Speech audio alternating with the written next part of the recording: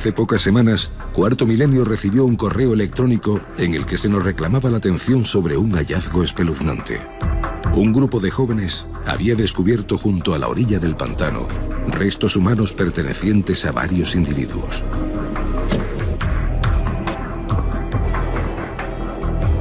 Desplazados al lugar, una primera inspección ocular nos confirmó que estaba repleto de huesos.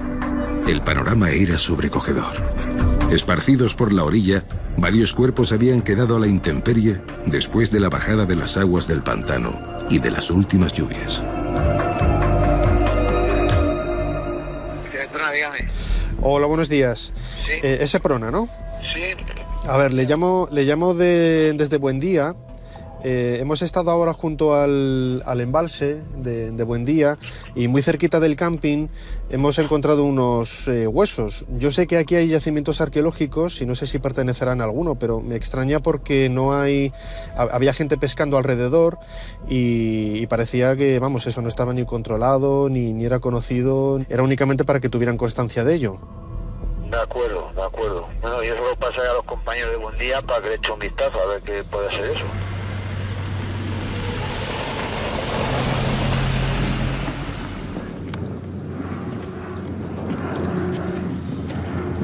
Aquí hay una pelvis entera. Madre mía, lo que por aquí. Al día siguiente, acompañados de varios miembros de la Sociedad Española de Criminología y Ciencias Forenses, Cuarto Milenio volvió al lugar. Allí, los especialistas descubrieron la magnitud del hallazgo. Aquí hay un número. Es que por una de las fotografías, ¿os acordáis que era una tibia? que parecía Había un antiguo cementerio, casi seguro, Un antiguo cementerio. Es que hay muchos. Yo creo que la montamos aquí, ¿no? Cuando aparecen restos óseos, restos humanos, cuando hay un homicidio, una explosión, un incendio, un atentado terrorista, un delito grave, se hace doble acordonamiento.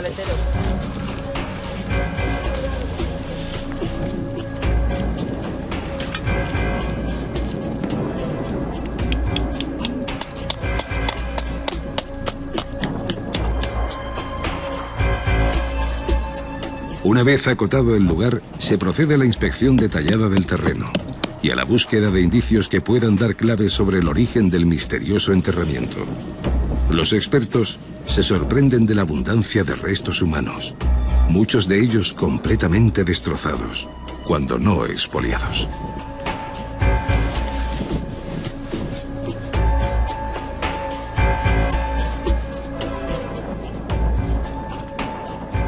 Es importante ir desenterrando el hueso sin dañarlo, aunque es un hueso muy antiguo y en caso de dañarlo podríamos identificar perfectamente las marcas de las lesiones que hiciéramos.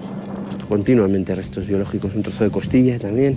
Ahí tocamos hueso, probablemente tengamos toda la extremidad e incluso siga para allá. Esta podría ser la rodilla probablemente o la cadera. En cambio aquí tenemos otro que está en la posición inversa. Que hay muchos cadáveres muy distintos y muy juntos. Además, prácticamente un cadáver se junta con el otro, con la columna vertebral del otro, porque aquí estamos tocando y sacando vértebras de una columna vertebral. Sí, igual aquí este está separado y ya podríamos levantarlo con cuidado. Y con cuidado irlo identificando.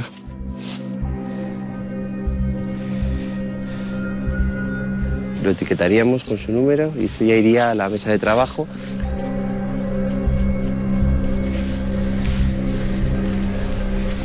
Un fémur, 3 tibias. Aquí hay muchas personas enterradas, mínimo 5, muy probablemente muchas más. Los restos son tomados con sumo cuidado y llevados a la mesa de trabajo, donde su estudio dará los primeros datos de su naturaleza. Por ejemplo, en este caso, identificaríamos que se trata de una tibia. Una vez identificado el hueso, habría que medirlo. Nos da 38,2. Iremos a la diáfisis también. Por último, lo pesaríamos también.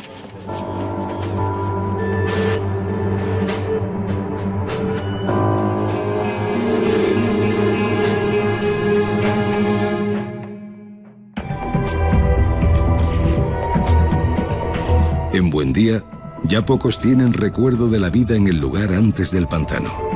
Con las aguas a menos del 40%, el origen de los huesos del embalse aún sigue siendo un misterio. ¿Restos de un viejo osario de los pueblos hundidos bajo sus aguas? ¿El negro recuerdo de una fosa común de la guerra civil? ¿O una antigua necrópolis medieval ya olvidada? Ahora, solo la investigación en laboratorio podrá dar luz al último misterio del pantano de Buendía.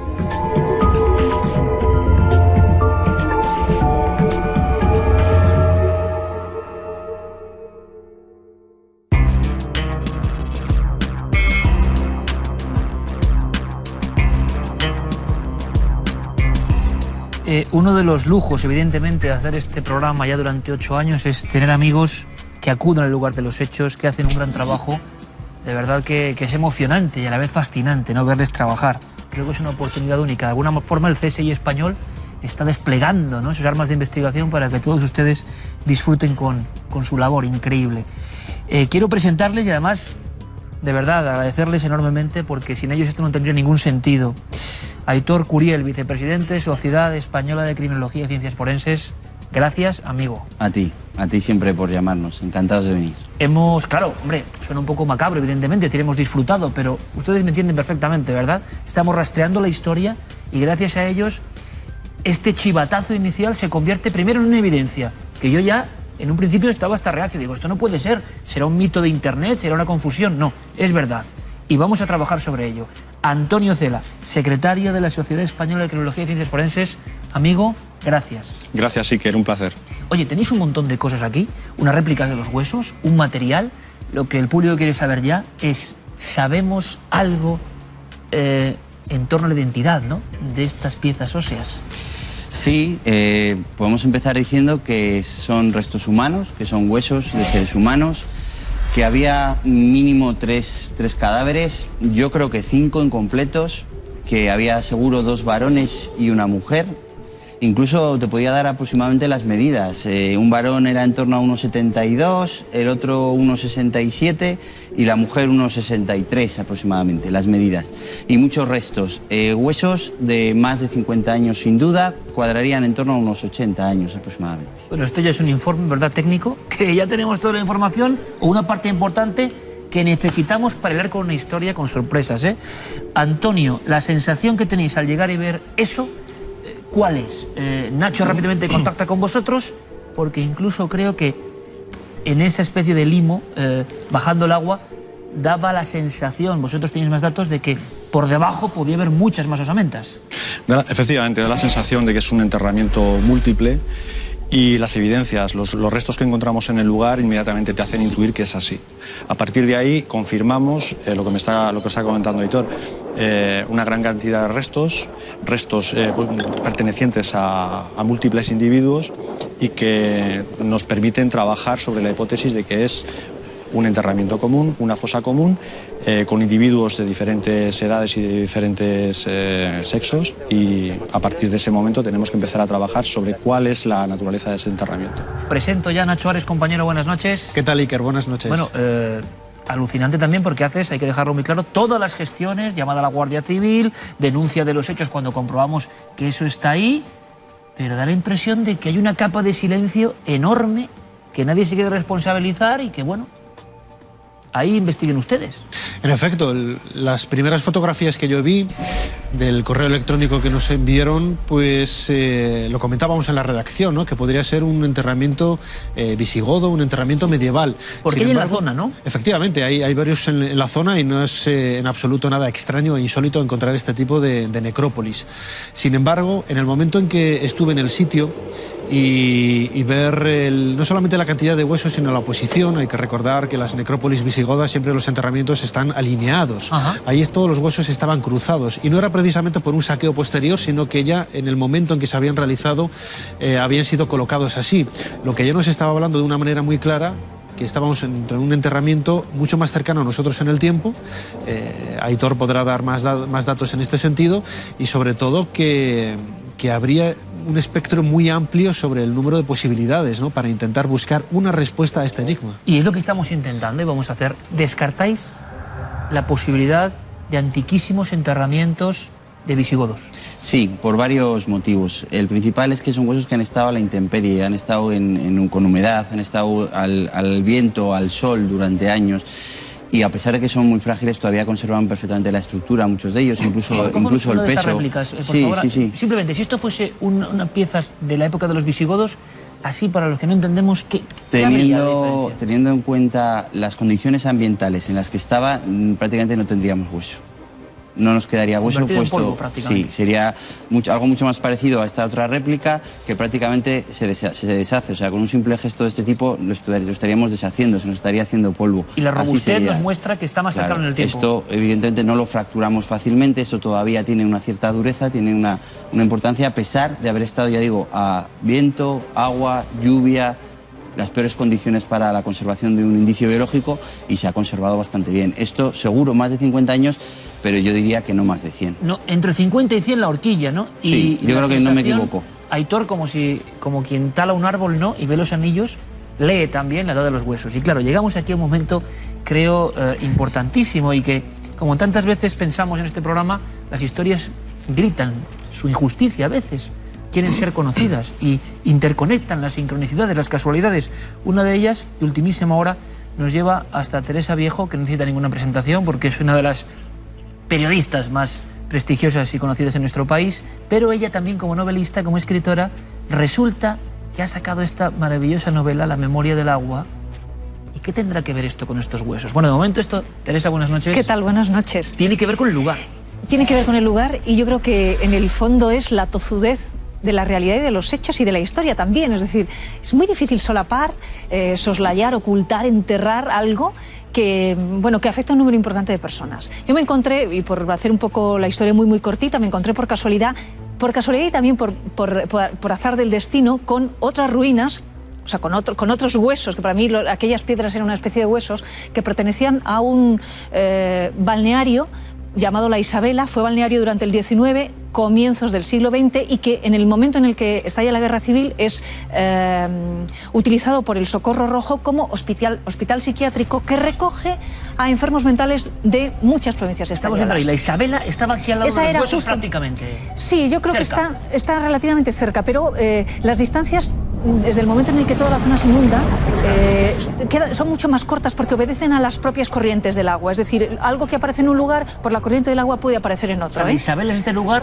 Hay dos edificios muy importantes de todo ese complejo que se conoce como La Isabela. El palacio, que se encontraba en una especie de altiplanicie. Alrededor de él estaban las casas, una fonda, unos cuarteles, etcétera, etcétera, y otro gran edificio, que era el balneario, que estaba justo en la orilla del río. Es importante entender eso porque el origen de las aguas termales estaba justo detrás de esa puerta que estamos viendo. Y todo eso era un mundo, Teresa, que para que todo el público lo entienda, se anegó cuando se pone en marcha el pantano de Buendía. Todo, en el año 1953. En el año 1941 se decide la construcción del pantano, de las dos grandes presas que son Buendía, son pantanos de Buendía y entre Peñas, y una presa que los une de una forma, une las dos aguas de forma subterránea.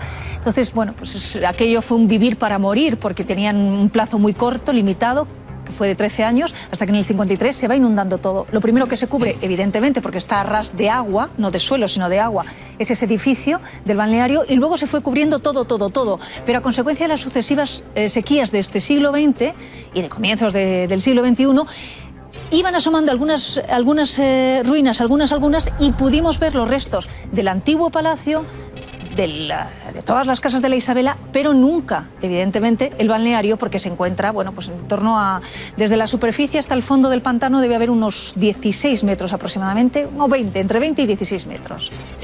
Teresa, tú haces este pedazo de novela, luego contaremos por qué llegas a todo esto, empiezas a indagar, incluso hay vínculos familiares con la historia. Sí, que yo no conocía en un primer momento, Eso es increíble y alucinante y sabemos qué ocurre, pero cuando te llamamos para este programa porque han salido unos huesos, imagino que tu visión en un principio no puede ser igual que la de nuestros especialistas. Tú conectas con un lugar de dolor y un lugar, Teresa, y esto es impresionante, luego nos contará Nacho, cuando hemos ido preguntando, oye, silencio, caras de no quiero saber. Bueno, ¿por qué?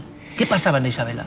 Yo recuerdo que cuando lo primero que me encontré fue el balneario, una época feliz, hermosa, luminosa, y la gente Vale, de alrededor de los pueblos hablaba de aquello. Pero claro, yo intenté hacer un trazado, ¿no? Esa la trazabilidad del lugar, porque no entendía qué había sucedido entre los años 20 y el momento en el que se anega. Y entonces, en una frase de un libro de estos de historia de los pueblos, aparece hospital psiquiátrico. Y en ese momento, cuando yo empiezo a preguntar, nadie quiere hablar de ello. Durante ¿Tema aquella... tabú? Tabú, absolutamente. Tengo diferentes teorías. Una, que los vecinos de aquel lugar, que lo consideraban muy hermoso, ven cómo se apaga y no quieren enfrentarse a esa realidad. Las propias rencillas de los pueblos entre un bando u otro bando. Y luego, el enfrentarse a la muerte día tras día tras día.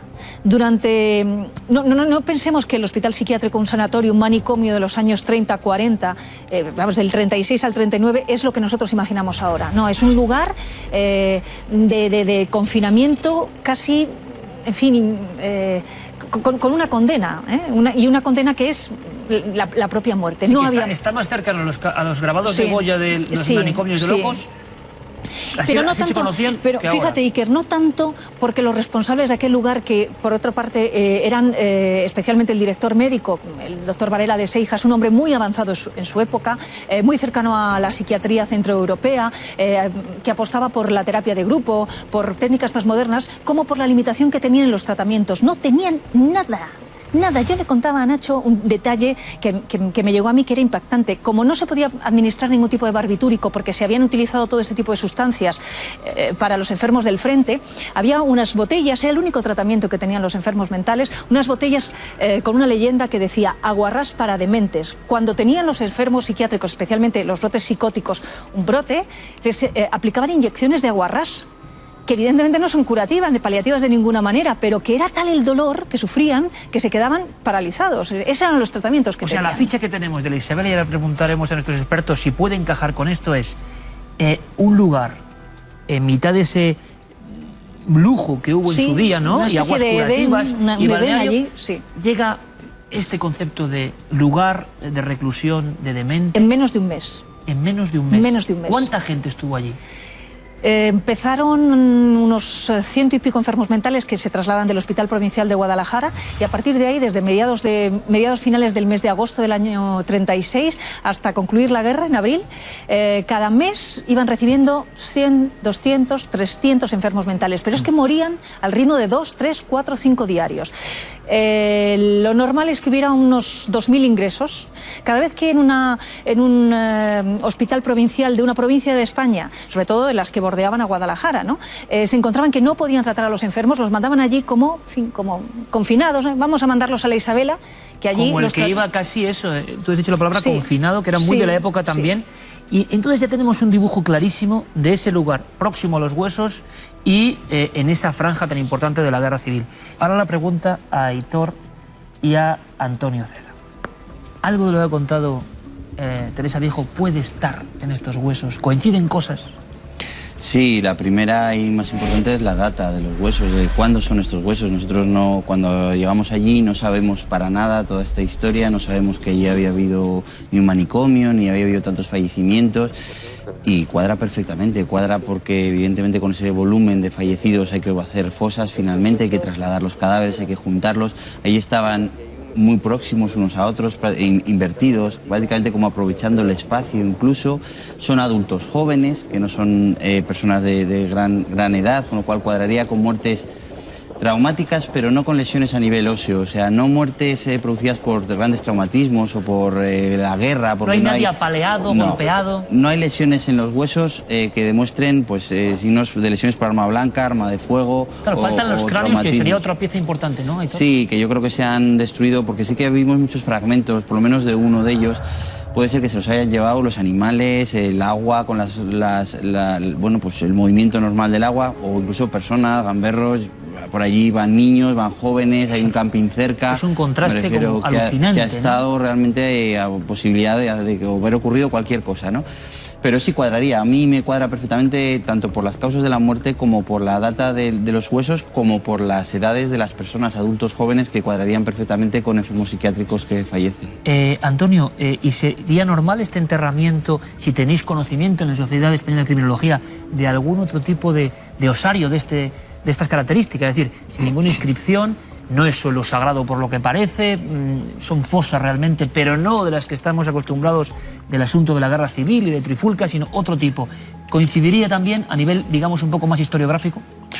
Coincide sobre todo con aquellos enterramientos en los que las familias que tienen que enterrar a sus seres queridos utilizan las tumbas, los enterramientos de personas que llevan muchísimos años fallecidos y muchísimos años enterrados para ubicar al nuevo féretro. Aunque todos no esos habéis restos, encontrado ningún resto de lo que serían los ataúdes, ¿no? Ni nada parecido. No hemos encontrado absolutamente nada más. Bueno, hemos encontrado una cosita que la hemos marcado. Bueno, debo decir que hemos utilizado un nuevo sistema de balizamiento que hemos ideado en la Sociedad Española de Criminología y Ciencias Forenses, que es un balizamiento, una ubicación de testigos métricos en función de la naturaleza y de la consistencia de los indicios, con colores. Hemos asignado colores al tipo de indicios. Entonces esto es, digamos, una primicia en cuarto milenio, y hemos utilizado el color rojo para identificar los restos biológicos, en este caso los huesos, los restos humanos encontrados. Y hemos encontrado también un pequeño objeto. ¿Qué es? Cuéntanos. Que es esto que tengo aquí en mi mano, y le hemos colocado el testigo métrico X, no sabemos exactamente qué es, y sabemos que es posiblemente un resto de ajuar, de alguien que pudiera haber estado en el entorno o pudiera ser también alguno de los fallecidos y de los enterrados. Yo creo que es una peineta antiquísima, muy mal conservada, pero gracias al trabajo que hicimos de campo, de la utilización del sistema reticular de inspección ocular en indicios complejos, en espacios complejos de inspección técnico-criminalística, hemos encontrado este indicio. Entonces esto nos apunta a que realmente hubo muchas personas de diferentes sexos y que muy posiblemente fuesen personas que se correspondiesen con el perfil que comenta Teresa. Claro, tampoco coincide mucho con historias de represalias de la guerra civil, parece otra cosa. ¿Tú, Teresa? Y sobre todo piensa que estamos hablando de una zona no excesivamente poblada, donde todas las rencillas, las venganzas se conocen, es decir, todo lo que se ha producido. Otra cosa es que se trate de olvidar, pero lo normal es que los vecinos vayan guardando como un tesoro y vayan trasladando de boca en boca. Esta familia tuvo un enfrentamiento con esta otra, es decir, si hubiera conocido la existencia de una fosa común a estas alturas. El silencio. Pero la locura de aquellos años favorece, ¿no? Cierta especie, ese velo así como de no hablemos de aquello porque era muy doloroso. Al hilo de eso sí quiero contar algo que me parece importante. La Isabela contaba con un pequeño, muy pequeño, porque yo lo he visitado, cementerio, pero vamos, no sería un trocito de este plató, no, muy pequeño, al cual acudían, vallado de piedra, al cual acudían los vecinos de la Isabela a enterrar sus propios familiares. A mí me explicaron que pegado a ese camposanto, a la valla del Camposanto, se abrió una primera fosa común para enterrar a los enfermos mentales. La zona es muy pequeña, es decir, ahí no caben 2.000 muertos, es imposible. Quiero decir que en un primer momento de guerra civil habría cierto orden, pero en la medida en la que aquello se escapaba de las manos, el desorden era un hecho evidente. Por otra parte, eran los propios enfermos mentales los que se encargaban de dar sepultura a los fallecidos, y lo hacían de una forma muy rudimentaria, muy pobre y muy triste. Se habían construido una especie de camilla con 4 palos, por supuesto, sin ningún tipo de ataúd, caja, ni habitáculo que pudiera encerrar el cuerpo del fallecido, y así se marchaban ellos a donde querían marcharse los enfermos mentales, en una especie de cortejo un tanto histriónico, y allí dejaban el cuerpo y regresaban. Es una escena goyesca, de pintura negra. Hay un detalle. En mitad de la soledad, llevándolo ahí. Así era. Sí, hay un detalle que reafirma toda esta posibilidad muchísimo. Perdón, te interrumpo, Aitor. Y evidentemente no muy cerca, por una cuestión de salubridad, claro, no muy cerca del lugar. Es decir, tenían que ser llevados algo lejos. Hay que pensar que el sitio donde han aparecido los huesos está a unos 2 kilómetros de lo que es el actual pueblo de Buendía, y queda más o menos a otros 2 de donde estaba antiguamente la Isabela. Y yo quería remarcar el detalle de...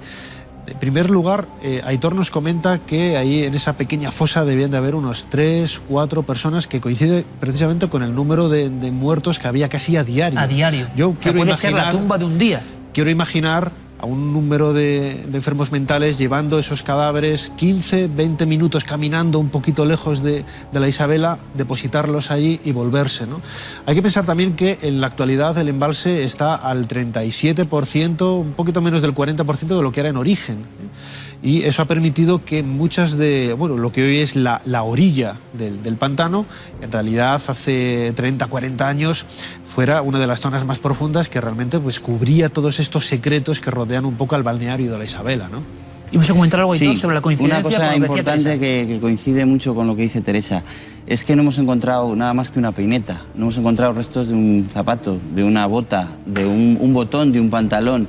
No sería nada raro que, pensando en economía de guerra, las ropas de los fallecidos fueran reutilizadas por los propios pacientes. Estamos construyendo una historia que puede ser o no, pero que tiene todos los visos. Cuadraría perfectamente. Se lo lógico sería trasladaban encontrar muchos más elementos ornamentales. Al menos una hebilla, un botón, una suela de un zapato, algo que hubiera podido aguantar, que debería haber aguantado 80 años. Quizás no, ya digo, todas las ropas intactas por las situaciones ambientales, pero sí deberíamos haber encontrado botones, deberíamos haber encontrado suelas de zapato, deberíamos haberlas encontrado y no se han encontrado. Este es el indicio que le vamos a numerar con la X y le colocamos al lado un testigo métrico para que nos dé una idea, de las dimensiones del indicio, ¿de acuerdo? Esto es el segundo paso de la inspección ocular que estamos realizando. Ya nos hemos encontrado no solamente restos óseos, sino también indicios que nos pueden apuntar sobre la relación que existe entre este hallazgo y las circunstancias en las que pudo haberse realizado. Mi pregunta siempre fue por qué no hubo una autoridad competente que se pusiera en contacto con los familiares de los que allí habían fallecido para decirles que en esa fosa común estaban presumiblemente sus familiares enfermos, porque en algunos casos no estamos hablando de enfermos mentales de largo recorrido. En algunos casos eran personas como los que estamos aquí, con una aparente vida psicológica, psiquiátrica o salud psicológica, psiquiátrica convencional, que en un momento determinado y ante la situación traumática que se vivía en España pierden la razón, tienen un brote, no sé, del tipo que fuere, y terminan allí. Quiere decir que en otras partes de España hay hijos, nietos, ya mujeres no porque habrán fallecido sin saber qué pasó. Esto es una fosa de la guerra de alguna forma, pero con un sentido diferente, ¿no? Si es así. Sí, son otros muertos de la guerra. Y fíjate que puede haber más fosas porque, claro, nosotros cuando hablamos con la Guardia Civil les mandamos las fotografías de lo que habíamos descubierto, la ubicación exacta. La Guardia Civil nos dijo que Patrimonio identificaba ese lugar, esos restos, como un enterramiento visigodo. Bueno, ¿y esto qué? Lógicamente esto no tiene sentido. Antonio, Aitor, sinceramente, primero, la extrañeza de que esto esté así y nadie se ocupe de ello, que sea un programa de televisión el que llegue, por supuesto dando todas las llamadas de alerta, lo hemos hecho, lo ha hecho Nacho. Yo no sé si también esto es habitual, a mí me extraña mucho. Restos óseos en la vía pública de alguna forma o en un lugar. No se extraña por qué esto es normal en nuestro país. Es un poco como que nadie sabe qué hacer con ellos, son huesos de nadie, o sea, la maldición del dolor de la Isabela tiene que seguir hasta hoy.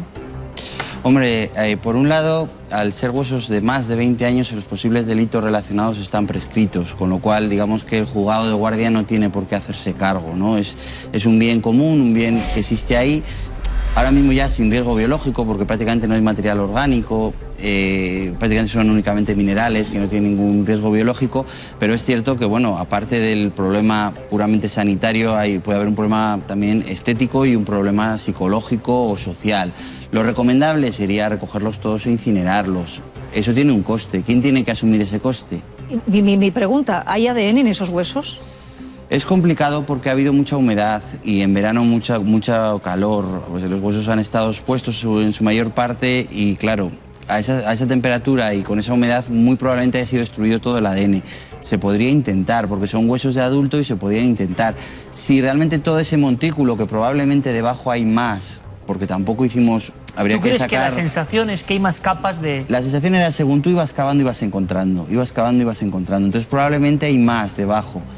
Entonces, incluso, ya digo, sacándolo todo, probablemente encontráramos dientes. Y probablemente en esos dientes podríamos extraer ADN. pero claro, necesitamos también con quién comparar. Pero es que, claro, por eso os lo digo, porque yo en una primera aproximación recuerdo que intenté rastrear los apellidos y buscar en España apellidos semejantes, y en el 10º intento me encontré con un caso dramático, que era el de un hijo que no sabía que su padre estaba allí. Un hombre de Valencia, yo le llamé, le dije, ¿usted es familiar de tal persona? Sí. Le llevé el lugar, le enseñé, el hombre muy emocionado, dijo, yo sabía que mi padre, que era electricista, que había sido tramoyista en un teatro valenciano, sé que había ido al frente, sé que tuvo un problema, mi madre... ¿Desaparecieron? Y nunca supimos en mi casa dónde estaba mi padre. Como ese caso, tiene que haber muchos más casos. A lo mejor hay gente que en este momento nos está oyendo y dice, oye, mi abuela sé que fue a un hospital psiquiátrico en Guadalajara, pues nos gustaría a lo mejor darle enterramiento si aparecen sus huesos. Que sería lo lógico, ¿no? ¿Qué más cosas te has encontrado, Teresa? Yo me he encontrado... Que nos dejes así, abuela por pluma, encima de todo me he encontrado una gran maldición.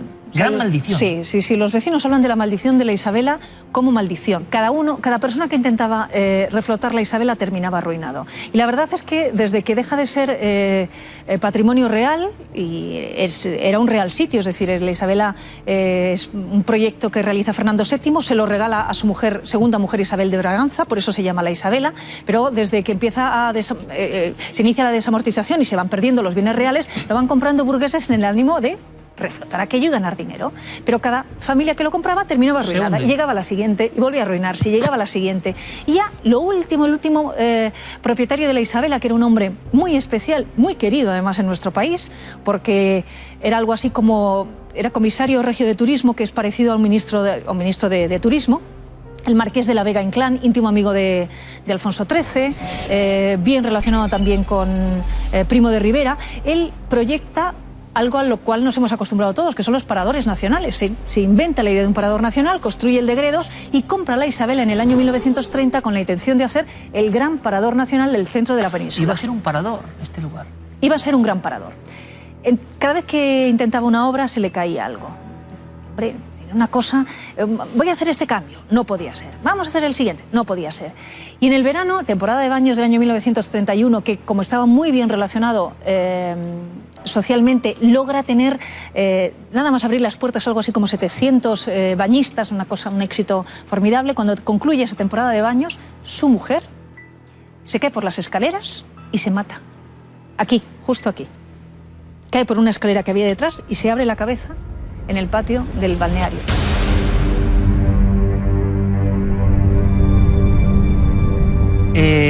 Gracias a los cuatro, de verdad, esto me ha parecido maravilloso, es como recomponer una pieza de nuestra historia, encontrar un montón de secretos.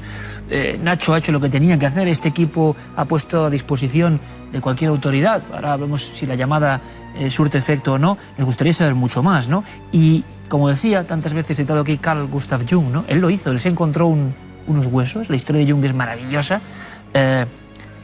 Bueno, a Jung le pasaban cosas en su casa, entonces dijo... hay que hacer un rito, ¿no? O sea, los huesos tienen que tener su rito, se crea o no en ello, da igual, tienen que tener su respeto. Y quizá estos huesos, con un pasado tan enigmático como el de Isabela, estén gritándonos su historia y debamos concluir esa historia, cerrar ese círculo, que descansen en paz. Gracias a los cuatro, ha sido un placer, de verdad. Teresa, muchísimo éxito, de verdad, ¿eh? Bueno, gracias. Seguro que va a ser un pelotazo de nuevo, pero hay que aprender qué pasó allí para acercarnos a esta investigación. Y estamos convocados los cuatro a seguir investigando. Pues yo me voy con vosotros. Porque esto es apasionante. Por esto favor, es la punta de un iceberg, quizá. Quizá. Mi agradecimiento de nuevo a la Sociedad Española de Criminología y Ciencias Forenses, que creo que también es la punta del iceberg, ¿no?, de tantas cosas que se hacen en este país bien hechas. Gracias, amigos. Gracias por todo.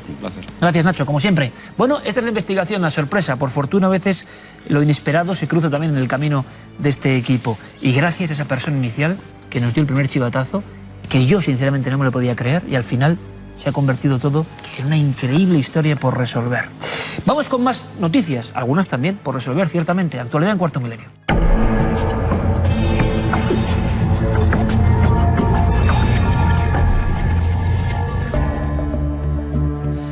Y una semana más, y esto a mí me encanta, espero que ustedes también, la fotografía de un espectador y con un misterioso pez es protagonista e inicio de la actualidad. ¿Recuerdan cuando nuestro compañero Luis Laria, uno de los grandes oceanógrafos de este país, que tiene el museo allí en Luarca, nos ayudó en un caso parecido o no? Decía Carmen que esto era mucho más horrendo. Carmen, buenas noches. Buenas noches, Iker. No sé si horrendo, pero rarísimo. Mira qué ojo. Muy extraño. Yo cuando recibía el correo en mi ordenador, decía, pero este pez, qué extraño es. Bueno, tan extraño es, Iker. Parece mutante. Que nos decía el propio Daniel Muriel, que era quien nos enviaba la fotografía, que en un pueblo de pescadores como es Barbate, en Cádiz, que nadie sabía qué pez era este, que por eso nos enviaba la fotografía. Que fue pescado. Preguntó Exacto, qué era. Sí, preguntó qué era y ningún pescador le supo decir qué pez era. Y nos comentaba que fue capturado, que fue pescado hace 2 años y que en Barbate pues fue una sensación porque, ya te digo, fue mostrado y nadie le supo decir. Dice además que era raro porque se cogió justo en la desembocadura del río y el mar. Con lo cual, ¿de dónde venía? ¿Del río, del mar, de agua dulce, de agua salada? Mira que sorprender a alguien de Barbate es difícil, ¿eh? Están acostumbrados incluso, es una de las grandes zonas, por ejemplo, de ovnis y misterios, ¿no? Tantos años en esa zona del estrecho y toda la parte ya de Algeciras y acostumbradísimos. Ellos saben muy bien, son hombres de la mar, curtidos en 1000 batallas. ¿Y qué es esto? Quizá es lo que dicen algunos expertos, que las especies ya han perdido incluso su rumbo y están apareciendo en lugares que no les corresponde. Un espinazo rojizo con una especie de púas, esa especie de boca y de ojo sobredimensionado. Bueno, ¿qué es esto? Vamos a conectar rápidamente con el Museo de Luis Laria, con nuestro querido amigo. Vamos a ver si resolvemos la cuestión. Luis, buenas noches, compañero. Muy buenas noches, Iker. Otro asunto detectivesco y zoológico al mismo tiempo. ¿Qué pez es este? Pues mira, Iker, el pez del que tenéis la fotografía se trata de un Zoocristatus, ya ves qué nombre más peculiar, y que realmente también es conocido con el nombre de cardenal. Podemos hablar que tiene un hábitat establecido entre los 200 y los 1200, 1600 metros, de ahí que realmente, bueno, pues sea bastante desconocido a nivel, digamos que vulgar. Ese nombre de cardenal se debe precisamente a algunas condiciones anatómicas que vamos a ver posteriormente. Aunque no tenemos aquí esa misma especie, digamos que tenemos un pariente cercano que es el Trachypterus arcticus, con el cual vamos a detallar alguna de esas anatomías que te comentaba. Aprovechando, Luis, si te parece que tenemos un ejemplar ahí, que podemos aprender cosas, y sabiendo que no es un ejemplar habitual en esas latitudes, vamos un poco a saber, ¿no?, elementos curiosos de este enviado de las profundidades. Bueno, vamos a ver algunas de esas condiciones anatómicas, como te comentaba, y obviamente vamos a aprovechar que tenemos aquí, como te decía, un Trachypterus arcticus. Anatómicamente son muy parecidos, tienen un hábitat muy similar y podemos apreciar perfectamente lo que es, por ejemplo, la boca. La boca es como si fuese telescópica, en realidad es protráctil, lo que quiere decir que puede plegarse completamente o estirarse a merced de las necesidades que pudiera tener. Tiene un ojo muy grande. Ese ojo es característico de aquellas especies que viven a gran profundidad. Recibe el nombre de cardenal porque, curiosamente, tiene el color muy parecido a este bolígrafo que yo tengo en la mano, lo que es precisamente todo lo que son las aletas. Y, como digo, es un gran desconocido también para lo que es, digamos que, incluso el sector profesional. Bueno, conocemos un poco más de este extraño ser que tanto ha sorprendido a la buena gente, a los pescadores de Barbate. ¿Y tendrá leyenda? ¿Y tendrá misterio como el ejemplar anterior de hace unas semanas, Luis? Bueno, este pez, que yo sepa, no se le asocia ningún tipo de misterio ni de leyenda, pero sí que algunos, en cuanto a lo que son otras especies muy parecidas, digamos que anatómicamente, como pueden ser los Regalecus glesnes, ya más grandes incluso, bastante más grandes obviamente que lo que es el Trachypterus o el Zoocristatus, que no supera nunca el 1,20 m de longitud. Podemos encontrarnos incluso con los Regalecus glesnes, algunos ejemplares hasta 14 o 15 metros de longitud, y que precisamente en los mares del norte, donde es el hábitat más característico de esta otra especie, el Regalecus glesnes, como digo, están asociados pues a las serpientes, precisamente por esas connotaciones anatómicas, digamos que ese zigzaguear que tienen en la natación, y que realmente, bueno, pues en nuestras costas no aparecen, salvo muy raras excepciones. Bueno, espero, Luis, que con estas breves indicaciones y con estos apuntes nuestro amigo espectador haya satisfecho su curiosidad, así como todos los pescadores que se reunieron en frente de la criatura para decir, bueno, esto no lo conocemos, ¿no? Pez de profundidad y, eso sí, por lo menos no tiene historia de mal augurio. Luis Laria, desde Luarca, con tu museo, te animamos en la labor y te mandamos un fuerte abrazo. Muchas gracias, Iker. Muchas gracias a vosotros. Buenas noches. Bueno, continuamos con la actualidad que viene comprimida, llena de imágenes, de historias, van a comprobarlo.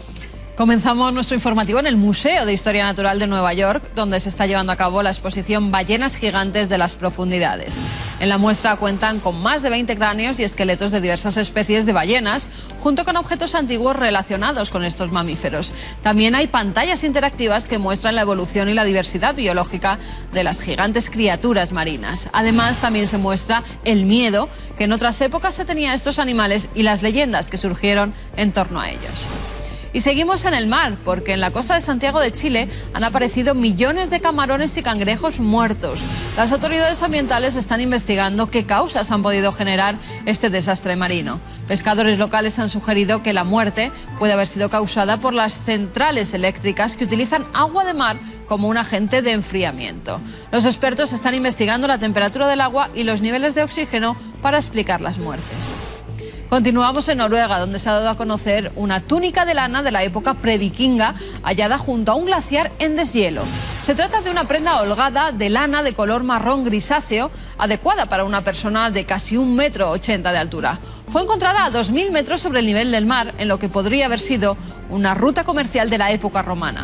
El equipo de arqueólogos de Lars Pilot ya ha descubierto más de 1.600 piezas en la zona, entre las que se encuentran un guante y un bastón ornamentado vikingos, un zapato de cuero de la Edad de Bronce y antiguos arcos y cabezas de flecha utilizados para cazar renos.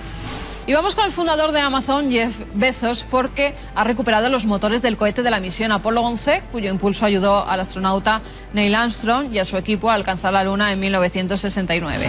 Se encontraban en el fondo del Atlántico desde hace más de 40 años, por lo que muchos de los números de serie del motor original han desaparecido debido a la erosión. Para dar con ellos utilizaron un sonar a 4.267 metros de profundidad y siguen siendo propiedad de la NASA.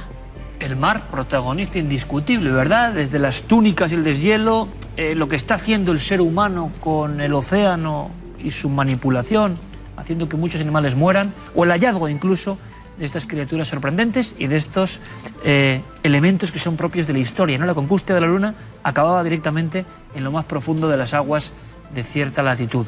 Bueno, pues del mar vamos a una sorpresa, a una cita que tendremos con todos ustedes en muy breve tiempo. Es una cita que puede sorprender, pero yo creo que va a ser muy interesante y que será no en este canal, en nuestra casa durante 8 años, sino que de forma excepcional podrán seguirnos en un programa especial en Telecinco, Carmen. Telecinco estrena El Don de Alba, una serie que es la primera producción de ficción de Disney en España. El Don de Alba está basado en una chica que puede ver, tiene esa capacidad de ver a los que ya no están, de ver fantasmas. Además, nos muestra que la muerte de Iker no es el final, sino que es el principio. Esta mujer ayuda a esos seres descarnados que parece que se quedan en un limbo, no se sabe muy bien por qué, por no tener todo cumplido en esta vida, y ayuda a esos seres a pasar al otro lado. Pero claro, también se encontrará con su alter ego, con el escéptico Pablo, que va a decirle que esos no existen, que él ha abierto muchos cuerpos porque es cirujano y ningún alma ha rondado por esos quirófanos. Pues fíjate que a mí me suena este discurso, tanto desde el punto de vista de la persona que tiene ese don de alba, como de alguna forma el credo del escéptico. ¿Y cuál tiene razón? Nosotros hemos estado dando vueltas a estas dos posturas durante mucho tiempo y cada uno tendrá su propia opinión. Lo que vamos a hacer, por tanto, si te parece, es un programa especial. Va a haber muchas sorpresas porque cada uno vamos a tener roles muy diferentes. O sea que no se esperen un cuarto milenio, no tiene nada que ver, y sí en algún aspecto, porque los fantasmas van a ser protagonistas. De alguna forma será que hemos aprendido de los fantasmas, qué sabemos de ellos. Podemos llevar a especialistas, a testigos, podemos tener un debate instructivo y constructivo. Yo creo que hay muchas personas desde las más antiguas culturas que creen en esa interfase donde casi todo es posible, ¿no? Bueno, pues antes y después de esa emisión del Don de Alba estaremos todos nosotros. Parte de este equipo de Cuarto Milenio estará allí. Vamos a hacer una mesa de redacción, un debate, poniendo sobre la mesa todos estos dones que tiene mucha gente. Veremos si estos seres existen o no y ustedes, como siempre, tendrán la última palabra. Me llamo Alba Rivas. Puedo ver cosas que nadie más puede ver. Ese es mi secreto. A mí, de verdad, me apetece mucho reencontrarme sobre todo con algunos testigos, algunas personas que nos contaron su experiencia, su vida y cómo ha sido su vida después. ¿Han seguido conectados al misterio de los fantasmas?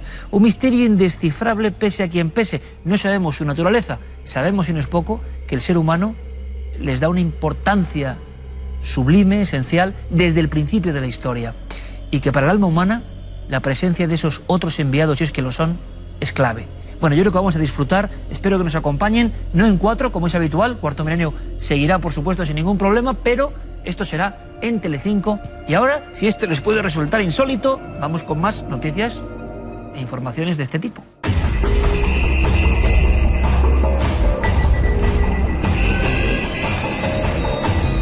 Fíjense en estas imágenes. Han sido grabadas en la visita que el presidente Obama ha realizado a Israel.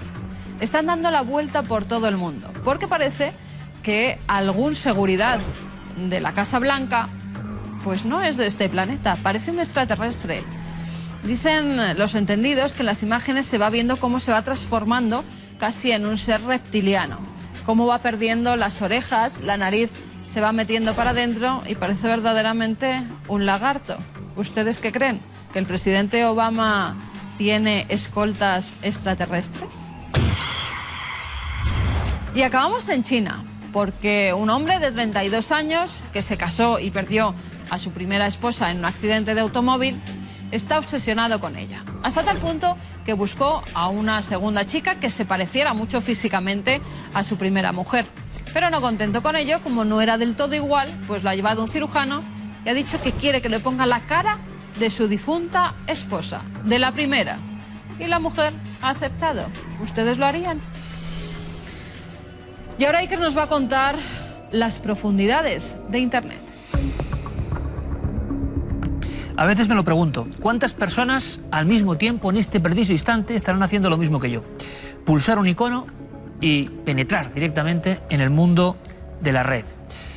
Hay que imaginarse a millones de individuos buscando cada uno su estímulo, su objetivo en esa gran autopista. Una autopista que, a pesar de la inmensidad casi cósmica de la red, ha ido ciñéndose a una forma de transitar.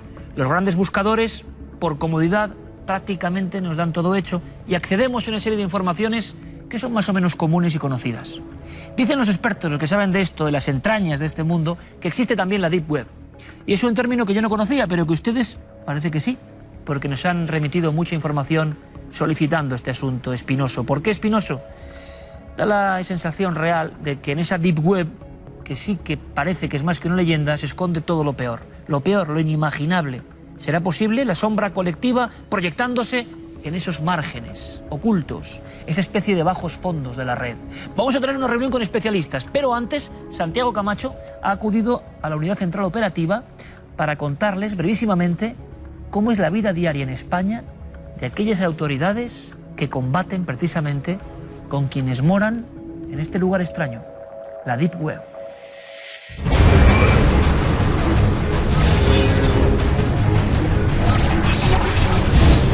Desde hace algún tiempo, en los corredores invisibles de Internet, hay un nombre que ha empezado a sonar con especial fuerza: la Deep Web. ¿Y qué es la Deep Web? Se trata de todo aquel contenido que nos está vedado a los simples usuarios, que nos conformamos con navegar por la red a través de los buscadores. Es un territorio salvaje, en el que todo se compra y se vende: pornografía prohibida, drogas, armas, sicarios, material robado. Algunos, llevados por la curiosidad, se han atrevido a internarse en este mundo secreto, desconociendo las más elementales precauciones, y han pagado el precio, en forma de virus informáticos, robos de identidad, estafas.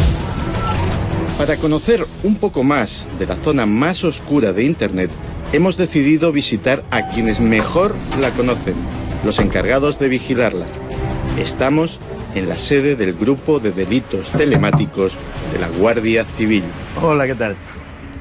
Soy Santi, de Cuarto Milenio. Bienvenidos. En un entorno como Internet, vosotros sois casi la última defensa, la última línea de defensa entre nosotros y lo que hay ahí fuera, que luego hablaremos de ello en plató, ¿no? Efectivamente. El grupo nuestro se creó en el año 96 para dar respuesta a toda la tipología delictiva que hay a través de Internet y las nuevas tecnologías y que requieren de una especialización pues, en el personal que va a hacer la investigación. Ajá, pues si quieres vamos a verlo. Para poder acceder a este grupo hace falta pues, una serie de condiciones, una entrevista personal, una serie de requisitos para poder pasar destinado y sí que es cierto que en el trabajo diario pues, nos enfrentamos a ver contenidos bastante fuertes.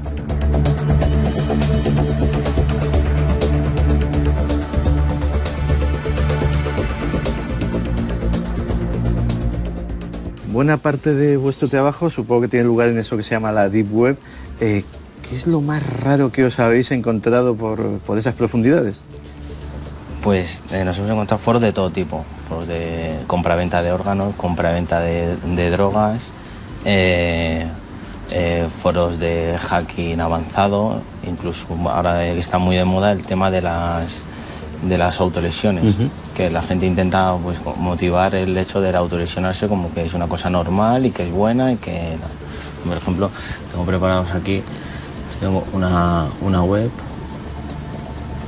pues que intentan pues lo que te comentaba antes. Promocionarlo. Sí, promocionar y decir que no es malo, que es bueno, que es una manera de conocerse a sí mismo, que tal. Te dan incluso otros links, asociaciones de autolesión. Tremendo. Oye, me decías hacking avanzado. ¿Ha habido hackers que se han atrevido incluso a atacaros a vosotros, a intentar penetrar en vuestros sistemas? Sí, por supuesto. Es una amenaza que sufrimos a diario, pero de hecho se investiga. Tenemos equipos potentes que logramos investigarlo e intentar localizarlos. Oye, ¿tú crees que el usuario medio es realmente consciente de los peligros que corre y hasta qué punto está expuesto en Internet? Yo creo que sí, pero muchas veces el problema viene que una vez que tenemos un antivirus parece que ya estamos salvados y que estamos libres de peligro, y no es así. El eslabón más débil es el usuario.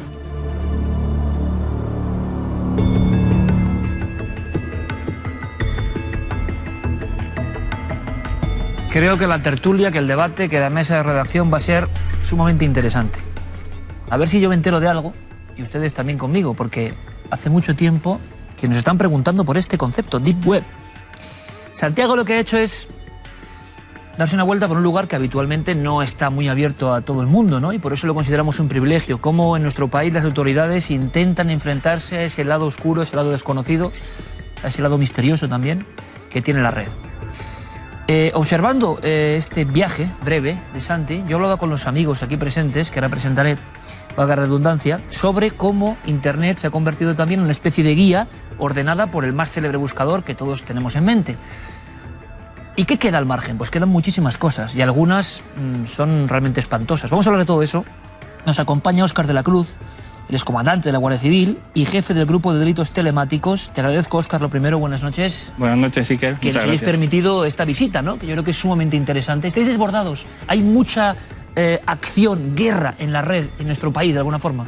En nuestro país y en todo el mundo, porque ya Internet como fenómeno global que es, esto ya no sigue los criterios territoriales tradicionales. Entonces es evidente que cuanto mayor número de usuarios hay de nuevas tecnologías, de Internet, de redes sociales, pues el número de potenciales víctimas que pueden sufrir algún tipo de delito pues aumenta en la misma medida.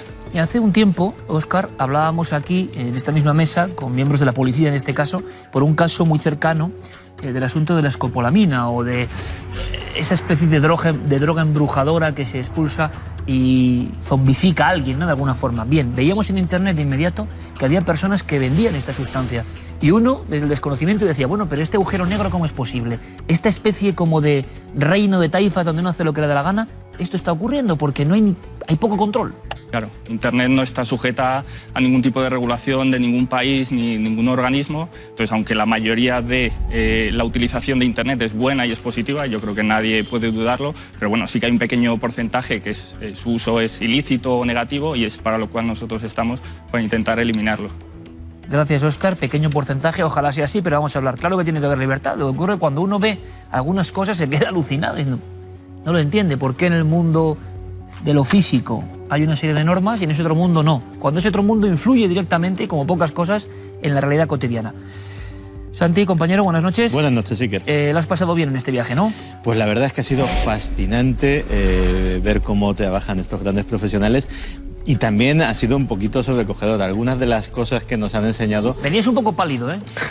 Y es lógico, y eso es una de las cosas que debemos de avisar a cualquier aspirante, a curioso explorador del Deep Web, que aparte de que algunos de los contenidos de esta red se pueden verse en problemas legales, pero es que también incluso pueden acceder a contenidos que pueden ser no aptos para todas las sensibilidades, que pueden incluso traumatizarles seriamente o incluso, que ya nuestros expertos nos hablan de ello, meterse en graves problemas de seguridad informática en las que su intimidad, su dinero, sus equipos informáticos pueden estar en grave peligro. Por eso es muy importante contar cosas y vamos a hacerlo con dos grandes expertos que también se unen a esta tertulia. Claro, ojo con las imágenes y su poder perturbador. Me parece que estamos acostumbrados a todo tipo de cuestiones, por lo que dicen muchos expertos, ciertos contenidos se quedan ahí, de alguna forma también en el subconsciente, activándose cuando menos lo esperamos y generando, según dicen algunos psiquiatras, problemas. Nos acompaña José Antonio Álvarez Bermejo. Él es profesor de informática de la Universidad de Almería. Bienvenido, buenas noches, amigo. Buenas noches, Iker, ¿qué tal? ¿Tú tenías alguna especie de fotografía, nunca mejor dicho, de imagen, para que todos entendamos muy bien de qué estamos hablando, en el concepto Deep Web? Deep Web. Deep Web es el 90 y tanto largo por ciento de lo que es Internet. Por lo tanto, ya el porcentaje pequeño no. No es Internet. ¿Qué ocurre? Que la gente usa buscadores y como herramienta consuetudinaria de acceso a Internet. Internet son muchos más servicios. Yo siempre utilizo una metáfora, y es la metáfora de la cámara de fotos. Cuando uno saca una foto con una cámara, la imagen que ve no representa el entorno que le rodea, y con Internet pasa igual. La cámara puede ser Google, puede ser Yahoo, que te dan una visión cercenada del contenido de Internet. Google, Yahoo son buscadores que presentan al usuario la información estructurada, pero eso no es Internet. Eso es la versión, o sea, la visión cercenada de Internet que te presenta Google. Estás hablando entonces casi como un telescopio, miramos una serie de galaxias y todo el universo, porque claro, esto es increíble. Vamos a hablar de ese concepto increíble y de qué tiene de malo, porque la fama del Deep Web, hay que decirlo, por lo que nos ha llegado sobre todo es por ese mundo donde todo es posible, por donde aparece, por desgracia, en ocasiones más bien lo peor que lo mejor del ser humano. ¿Estarán de acuerdo nuestros invitados o no? Nos acompaña Yago Jesús, él es editor de importantísimos blogs y un experto en seguridad informática y un hombre, por lo que sabemos, muy versado en este universo desconocido. Yago, bienvenido, buenas noches. Muchas gracias, Iker, buenas noches, encantado. ¿Estás de acuerdo con eso de pequeño porcentaje de mundo oscuro, de delitos, o el Deep Web es algo más? Yo pensaba, permíteme, Yago, yo creía que esto era un mundo paralelo a la red que conocemos y que también tenía sus interconexiones. No sé si estoy en lo cierto o no. Bueno, a mí de entrada, si me permites, me gustaría romper una lanza a favor de Internet, porque Internet es la representación virtual del mundo real. Es decir, hay ciertas corrientes y tendencias que buscan demonizarlo, pero en realidad lo que hay en Internet es lo que hay en el mundo real. En Internet se pueden comprar drogas, sí, pero yo creo que todos aquí en la mesa sabríamos identificar un barrio donde ir a comprarlas. ¿En Internet hay pornografía infantil? Pues sí, pero todos sabemos que hay países como Vietnam o Camboya donde también está. Entonces, el matiz está en la inmediatez y en la supuesta sensación de anonimato que una persona tiene delante de un PC, que no siempre es así. Eso por un lado. Y por otro lado, es verdad que donde el contenido más oscuro aparece es a través de una red que se llama Tor, que fue creada en 2003 por la Marina estadounidense como un método de anonimato. Y esta red lo que permite es dos cosas. Por un lado, del lado del servidor, yo no sé quién se conecta. A través de nodos interpuestos y uso de criptografía, yo cuando recibo una visita, a diferencia de una web normal, que sí que lo puede saber, que es la IP de este señor o la mía, ellos no lo saben, le llega de un nodo. Y a nivel de cliente, yo tampoco sé dónde está el servidor. Con lo cual, si yo abro un foro para vender armas, la policía tiene muy complicado tracearlo porque no existe una dirección IP. Y solo lo saben unos cuantos interesados, de alguna forma. Con lo que se llama listados Tor. Ahí tú lo publicas una dirección que no resuelve una dirección IP, o sea, no se puede tracear, y cuando te intentas conectar, una vez dentro de esa red Tor, tú a tu nodo le pides conectarse, ese nodo se lo pide a otro nodo, ese a otro nodo y llega al final. Con lo cual yo no sé a dónde me estoy conectando. Veo un foro donde venden armas, drogas, lo que sea, pero yo no puedo identificarlo. ¿Y qué hay en ese mundo? Pues Para en ese resumirlo, mundo- intenta hacernos una bandeja de titulares, por favor. No quiero ser muy crudo y tampoco escandalizar a la gente porque, repito, que Internet no es eso. Pero sí que es verdad que es muy fácil comprar una pistola por 1.000 euros, por ejemplo. Entre 1.000 y 600 euros hay foros donde tú contactas con un vendedor y se la compras. Hay droga, toda la que quieras, que además te la envían directamente a tu casa. Es un poco servicio como el que compra en eBay. Y desgraciadamente hay mucha pornografía infantil. Hay foros de pornografía infantil en el cual pedófilos comentan su experiencia como si fuera un foro de coches. O sea, es verdaderamente escandalizante el concepto de verlos hablar de sus experiencias, contando, pues si vas a este país, ten cuidado con esto, con una naturalidad que realmente impresiona Sabiendo muchísimo. que de alguna forma gozan de impunidad, que están Efectivamente. escondidos de la red general. Correcto. Bueno, esto es terrorífico, ¿no? De alguna forma, este concepto de esa especie de mercado negro que existe, evidentemente, pero que es un delito, ¿no? Bueno, yo lo que sí que quería es desmitificar un poco esta parte de comercio underground alrededor de la Deep Web, porque sí que es cierto que se ha convertido en nicho de pedofilia, eso es cierto, que también se comercia con droga. ¿Y por qué pero- saldrá eso siempre? ¿No? O sea, lo más hermoso del ser humano sale siempre, ¿no? Hablando desde luego irónicamente. O sea, lo más terrible parece que es lo que más suscriptores de ese mundo tiene. Eso De es. ese mundo de la Deep Web muy concreto, no de Internet, claro. Sí, sí, así es.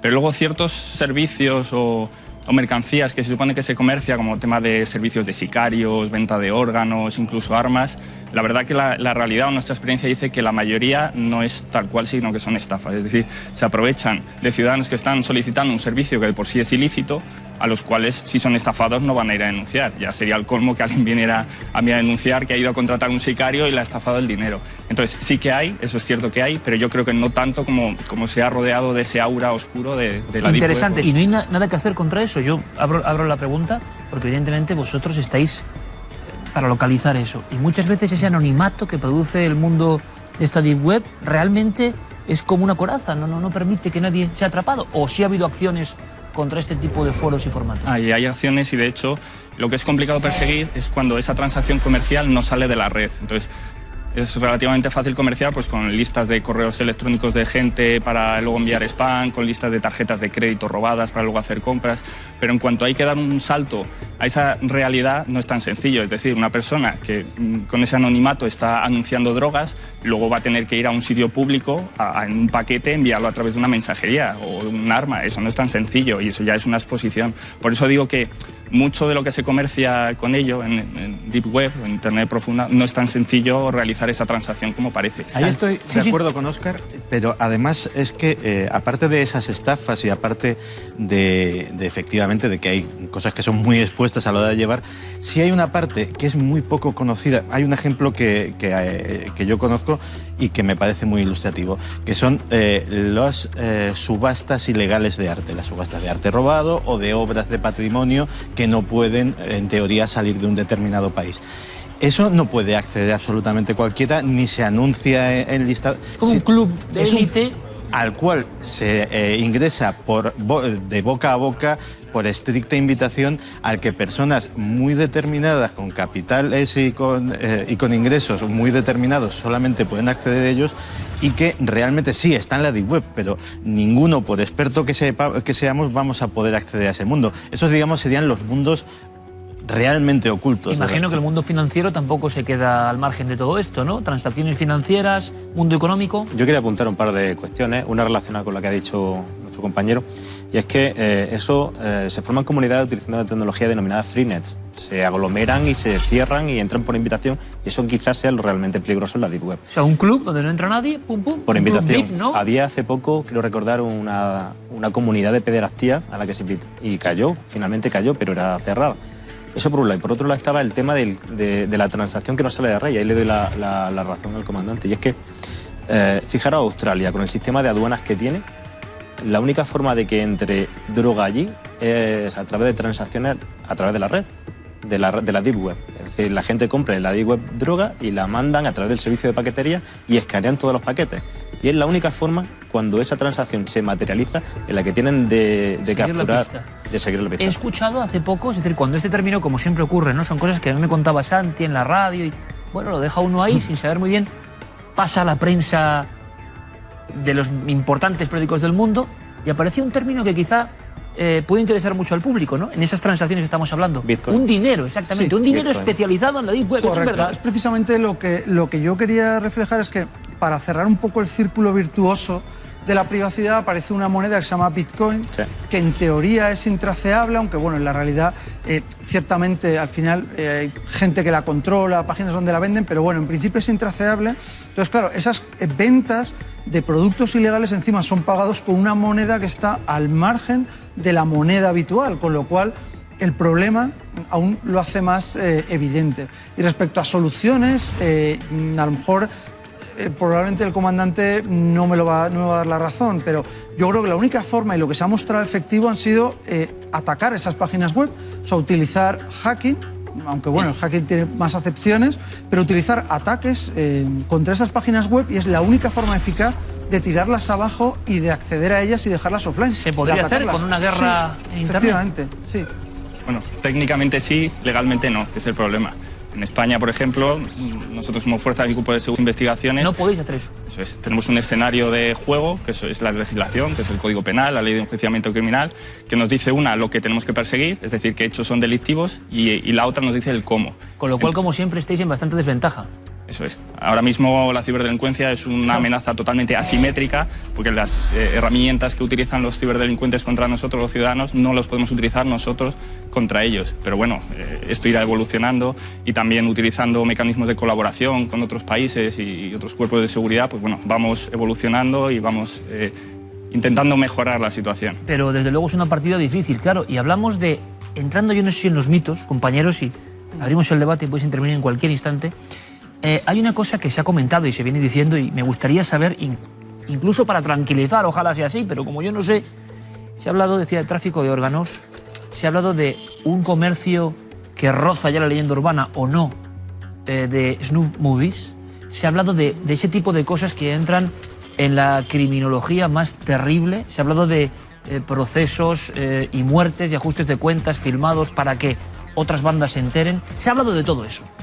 ¿Verdad o no? ¿Qué opináis? Saquémoslo aquí a colación. Yo creo que de lo que oigas, divídelo por la mitad, vuelve a dividir por la mitad y eso es lo que te queda. Bueno, menos mal, pues me dejas aliviado, porque ya Sí. es que sería como una ventana del demonio, no sé, eso. No, yo creo que, como decía antes, es un poco la representación del mundo. Internet es el mundo real en su versión virtual, entonces todo el mundo sabemos, porque vosotros habéis hecho en el programa mucho repaso de historias de gente que se come a otras personas, asesinos atroces, y eso, claro, también tiene su patita en Internet. Pero bueno, eso no deja de ser un poco la anécdota, está ahí. Es cierto que en Internet es un sitio que hay que tener cuidado, y de hecho, más para la gente joven o la gente que tiene hijos, hay que educarles, igual que tú a tu hijo le dices determinado barrio, determinada hora, no vayas. Pero no tiene por qué ser un medio intrínsecamente inseguro, y evidentemente respecto a snuff movies las hay, es cierto que las hay, sobre todo muy colombianas y muy mexicanas. De México vienen muchísimas películas de eso. Pues por la violencia intrínseca que hay en México. En México una vida vale $5, he llegado a leer. Entonces, el encima sacar un negocio y matar a alguien y lo grabas y encima lo puedes vender, pues incluso lo rentabilizas más. Y es lo triste, que haya países que tengan ese desprecio por la vida, en México, Colombia, en África, y eso es lo verdaderamente Esto triste. no es un mito, Yago, seguro. Es decir, no es una leyenda, sino una realidad. Sí, y sobre todo esto incluso podemos encontrarlo ya en la parte visible de Internet. Vídeos de ajustes de cuentas entre cárteles colombianos están a la orden del día, y es la aproximación que se conoce ya como narcoterrorismo, es decir, delincuencia organizada mezclada con formas terroristas de generar pánico entre las bandas rivales y demás, y utilizan estos vídeos pues, O sea, para las decir... señales de toda la vida para el otro clan ahora se distribuyen por Internet. Eso es. ¿Esa es la motivación principal o hay un grupo, como siempre se ha contado, incluso relacionándolo con grandes y por desgracia tristísimos sucesos en nuestro país, donde a veces flotó la idea de que había filmaciones y los especialistas que saben de esto decían, no, esto es un mito? Oiga, hemos hablado de eso, esto es un mito. ¿Podría ser Internet el lugar perfecto para que esto germinase? Yo, la noticia y lo poco que he podido acceder al tema de a lo más que se parece las snuff movies tradicionales, no es de repente a unos señores que se montan un negocio de matar gente para filmarlo.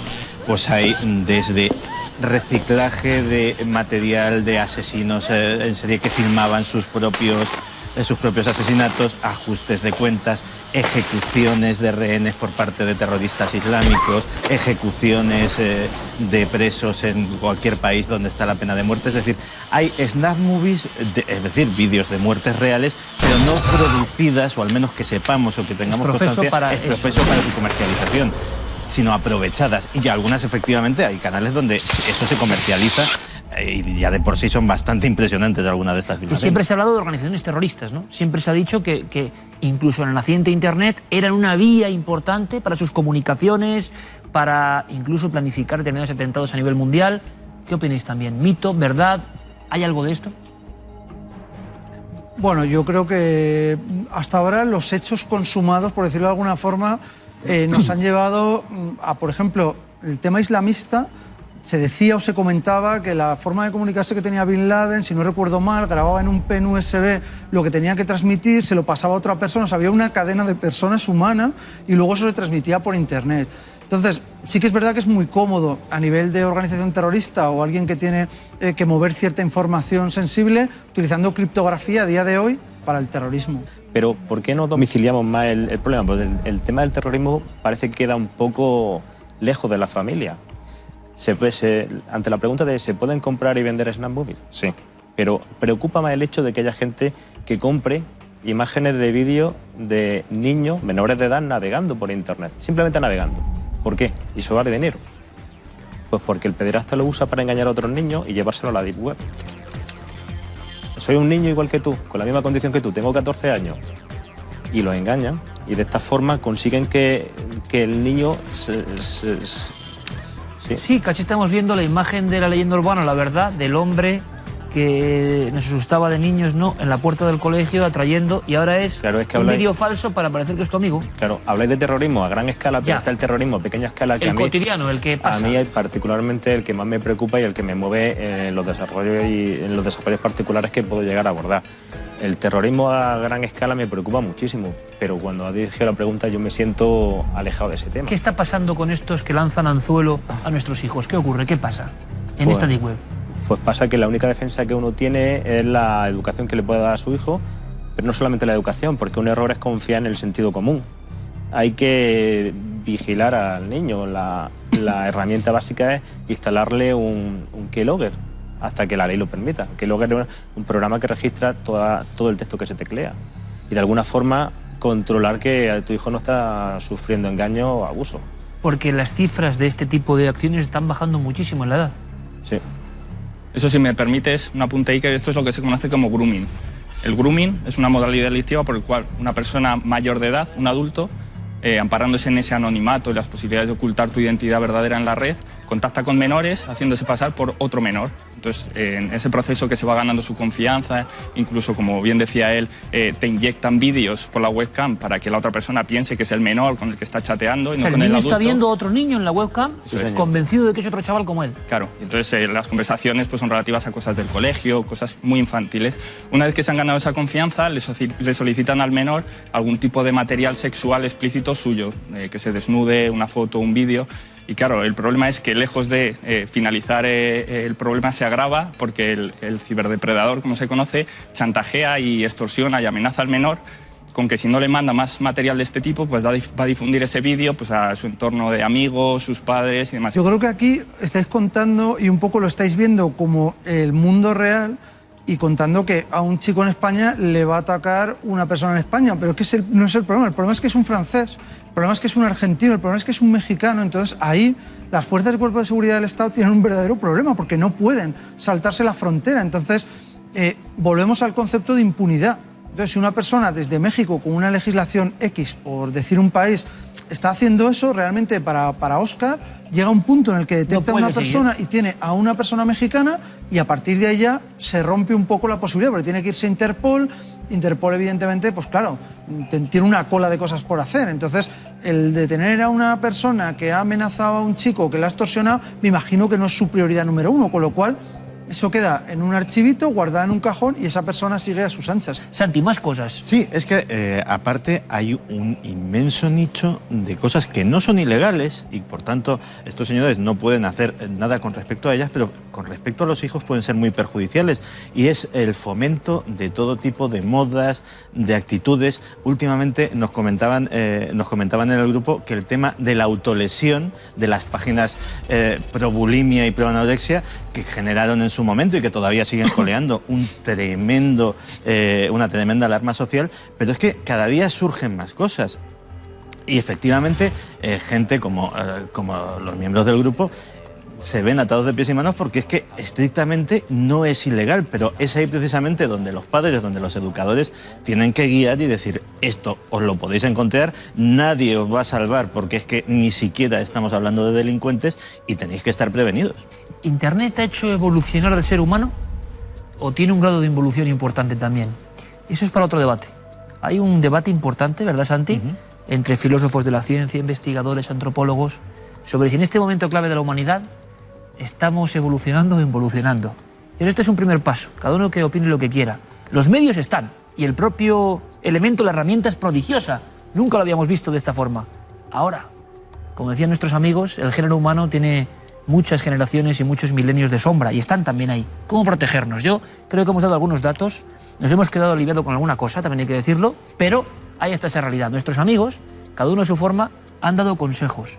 A mí me van a servir, lo aseguro, y yo espero que ustedes también. Es un fenómeno que está ahí, que no es del futuro, que no va a venir, que está presente todos los días, que nos influye profundamente como pocas cosas en la actualidad. Así que estoy seguro que de Internet, de sus misterios, también de sus bondades, habrá que seguir hablando. Será un campo evidentemente lógico. Me gustaría mucho repetir la tertulia con estos magníficos ponentes de alguna forma. Así que a los cuatro os agradezco muchísimo la presencia, seguiremos muy atentos. Gracias por la lección, por enseñarnos cosas. Un placer. Gracias de verdad. En fin, Deep Web, nos preguntabais tanto, ¿os ha satisfecho lo que hemos contado? ¿Estáis de acuerdo? Seguro que esto va a provocar también una inmensa cantidad de mensajes a favor, en contra, que si demonizamos Internet, que si no. Es importante que haya ese feedback, que es una de las cosas que nos ha traído Internet, por otro lado, ¿no? Nosotros continuamos y vamos a hacerlo anunciando brevemente algo muy importante que viene la próxima semana. Es una investigación que hemos hecho en un lugar clave de la historia y del misterio español. Es una investigación diferente, distinta, y que creo que les puede interesar realmente. Y, como ocurre unas pocas veces, hemos tenido sorpresas.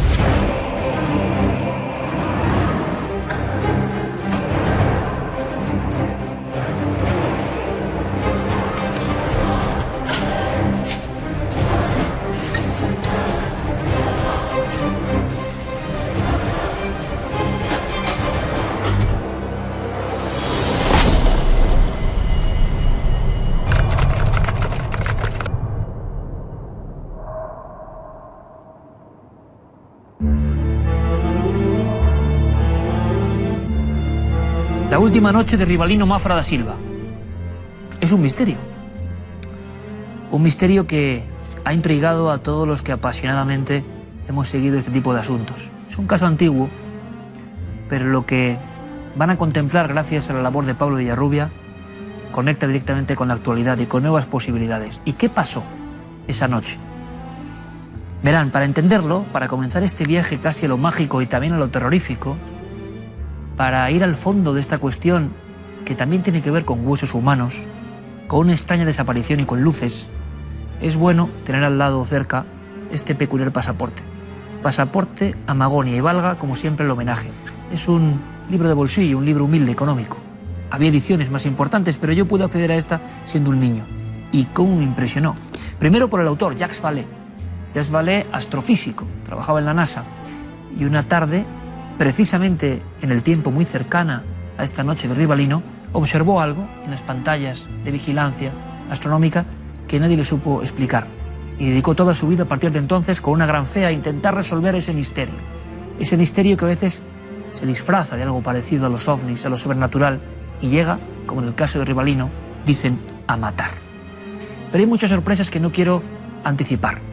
Lo que sí les diré es que aún, viendo estas hojas amarillas, recuerdo el impacto, lo vuelvo a sentir, cuando leo el caso 541, ni más ni menos, 542 y 543. Era un catálogo de más de 1023 sucesos en total. Y les voy a leer solo la última línea. Dicen, los testigos, habitantes de la zona, abandonaron la región aterrorizados. Y hablamos de una región remotísima, Diamantina, en Brasil. Allí hemos acudido. ¿Qué pasó? ¿Cuál es la incógnita? ¿Qué terror se esconde detrás de la última noche de Rivalino Mafra da Silva? A veces, lo incomprensible se manifiesta en lugares remotos, como si quisiera escapar a nuestro escrutinio. Eso precisamente fue lo que ocurrió la madrugada del 19 de agosto de 1962, en una solitaria cabaña de las montañas de Diamantina, en Brasil. Rivalino Mafra da Silva era un humilde campesino. Convivía en aquel lugar con 3 de sus hijos: Raimundo, de 12 años, Dirceu, de 8, y Fátimo, de 6. Una noche ocurrió algo que heló la sangre de los moradores de la cabaña.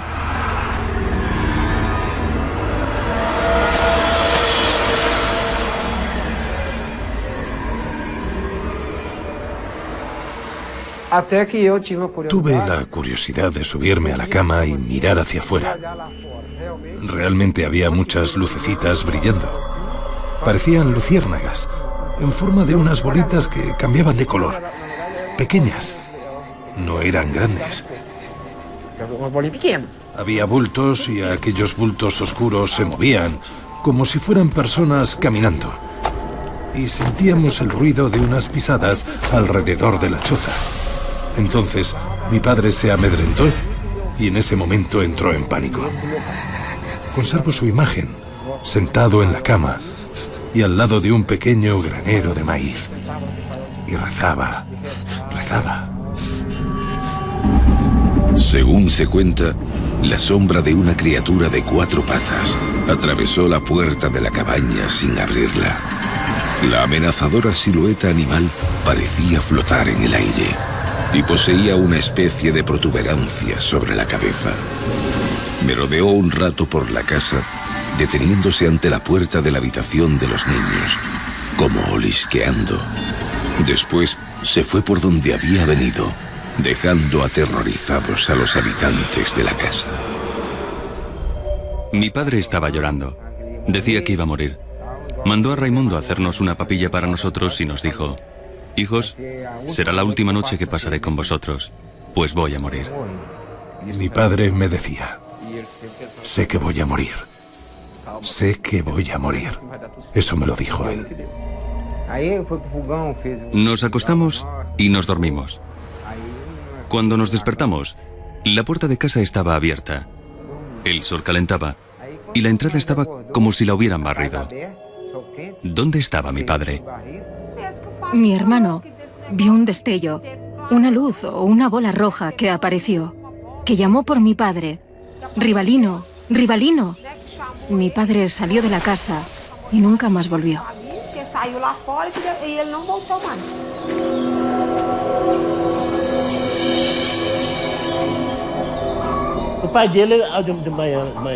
Era temprano cuando Raimundo, al despertar, llamó a su padre. Abrió la puerta y percibió 2 objetos extraños en el patio. Había gallinas y otros animales que estaban asustados. Cuando el padre intentó aproximarse, según me contó Raimundo, ambos objetos se juntaron y explotaron, provocando un remolino que envolvió al padre, que ascendió y desapareció.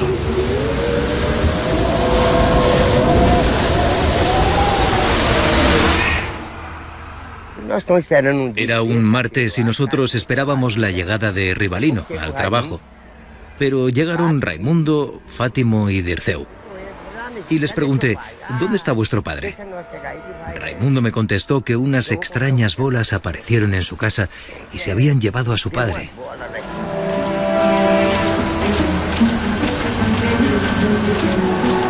La noticia de la desaparición de Rivalino Mafra da Silva no tardó en dar la vuelta al mundo.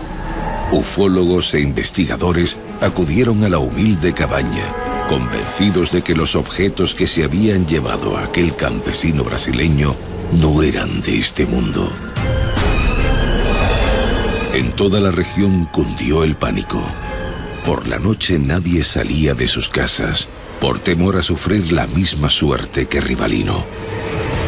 Simultáneamente, los testimonios de apariciones de extrañas luces y ovnis se multiplicaban en la zona. La policía local movilizó todos sus efectivos en busca del desaparecido, sin resultado alguno. El asunto quedó en suspenso, hasta que unos meses después, el 26 de febrero de 1963, un cazador hizo un inesperado hallazgo.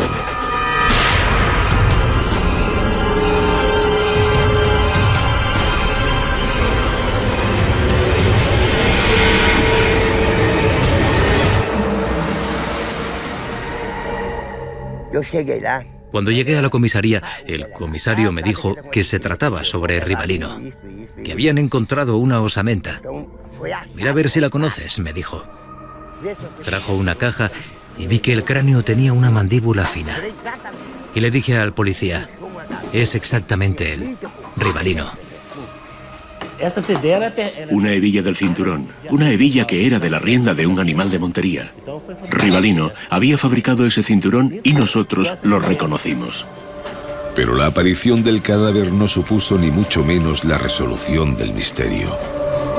Los restos de Rivalino Mafra desaparecieron del depósito policial y su caso fue inexplicablemente archivado por las autoridades.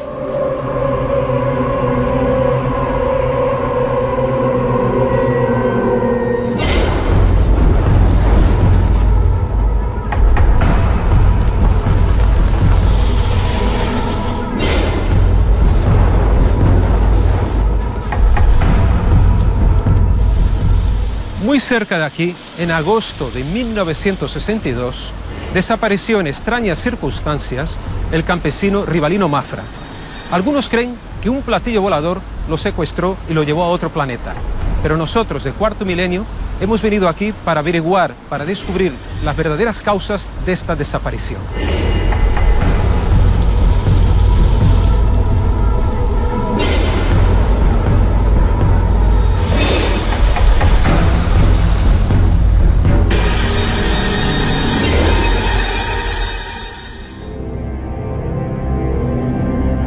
Raimundo, el hijo mayor de Rivalino Mafra y supuesto testigo de las apariciones, fue ingresado en una institución para niños deficientes mentales a más de 300 kilómetros de Diamantina. Era como si alguien quisiera quitarse de encima a un testigo molesto.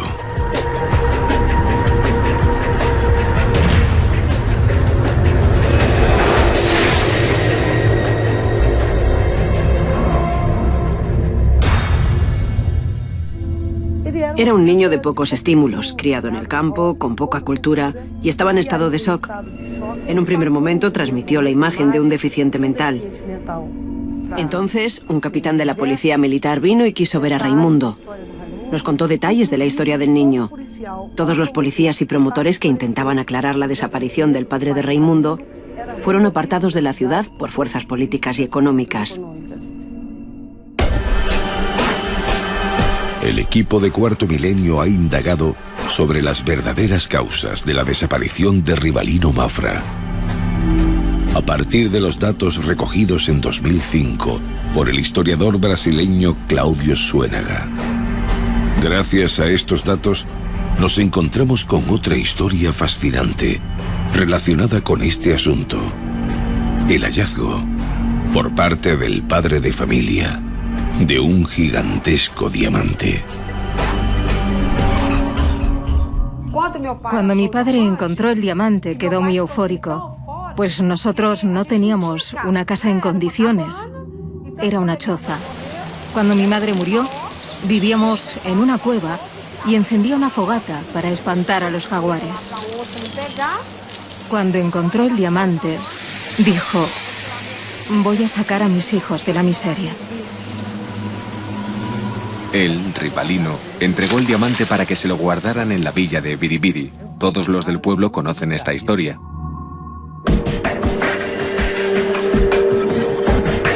Los presuntos guardianes del diamante eran importantes encargados de la fábrica textil de Biribiri,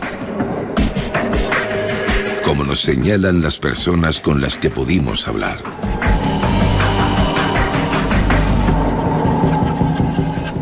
Ellos no tenían condiciones de pagar el valor real de la piedra. Por eso buscaron una forma de hacer desaparecer a Rivalino. Aparentemente, el diamante que Rivalino encontró era muy grande y el interés financiero era patente. Además, tenían interés en ocultar el crimen. La historia de las bolas fue inventada. Probablemente por los autores del homicidio, que la pusieron en la cabeza del niño para justificar la desaparición. Fue lo que ellos hicieron. Yo sé que compraron a los testigos del caso. Estaban involucrados el comisario, el juez y otras personas, todos sobornados para que no dieran continuidad a la investigación. Creo que hicieron alguna pirotecnia para confundir a Raimundo, pero no lo mataron, pues ellos lo necesitaban vivo para contar la historia de los platillos voladores.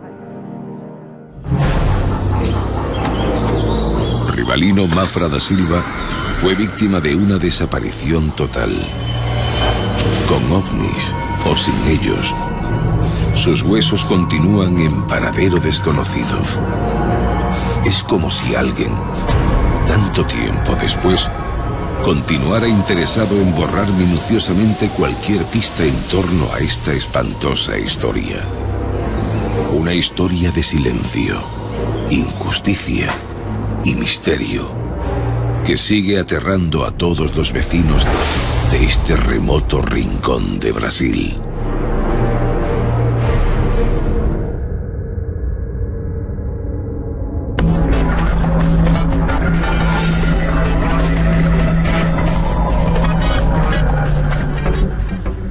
En las remotas aldeas de Biribiri o Diamantina aún se cuenta la desgraciada historia de este buscador de fortuna.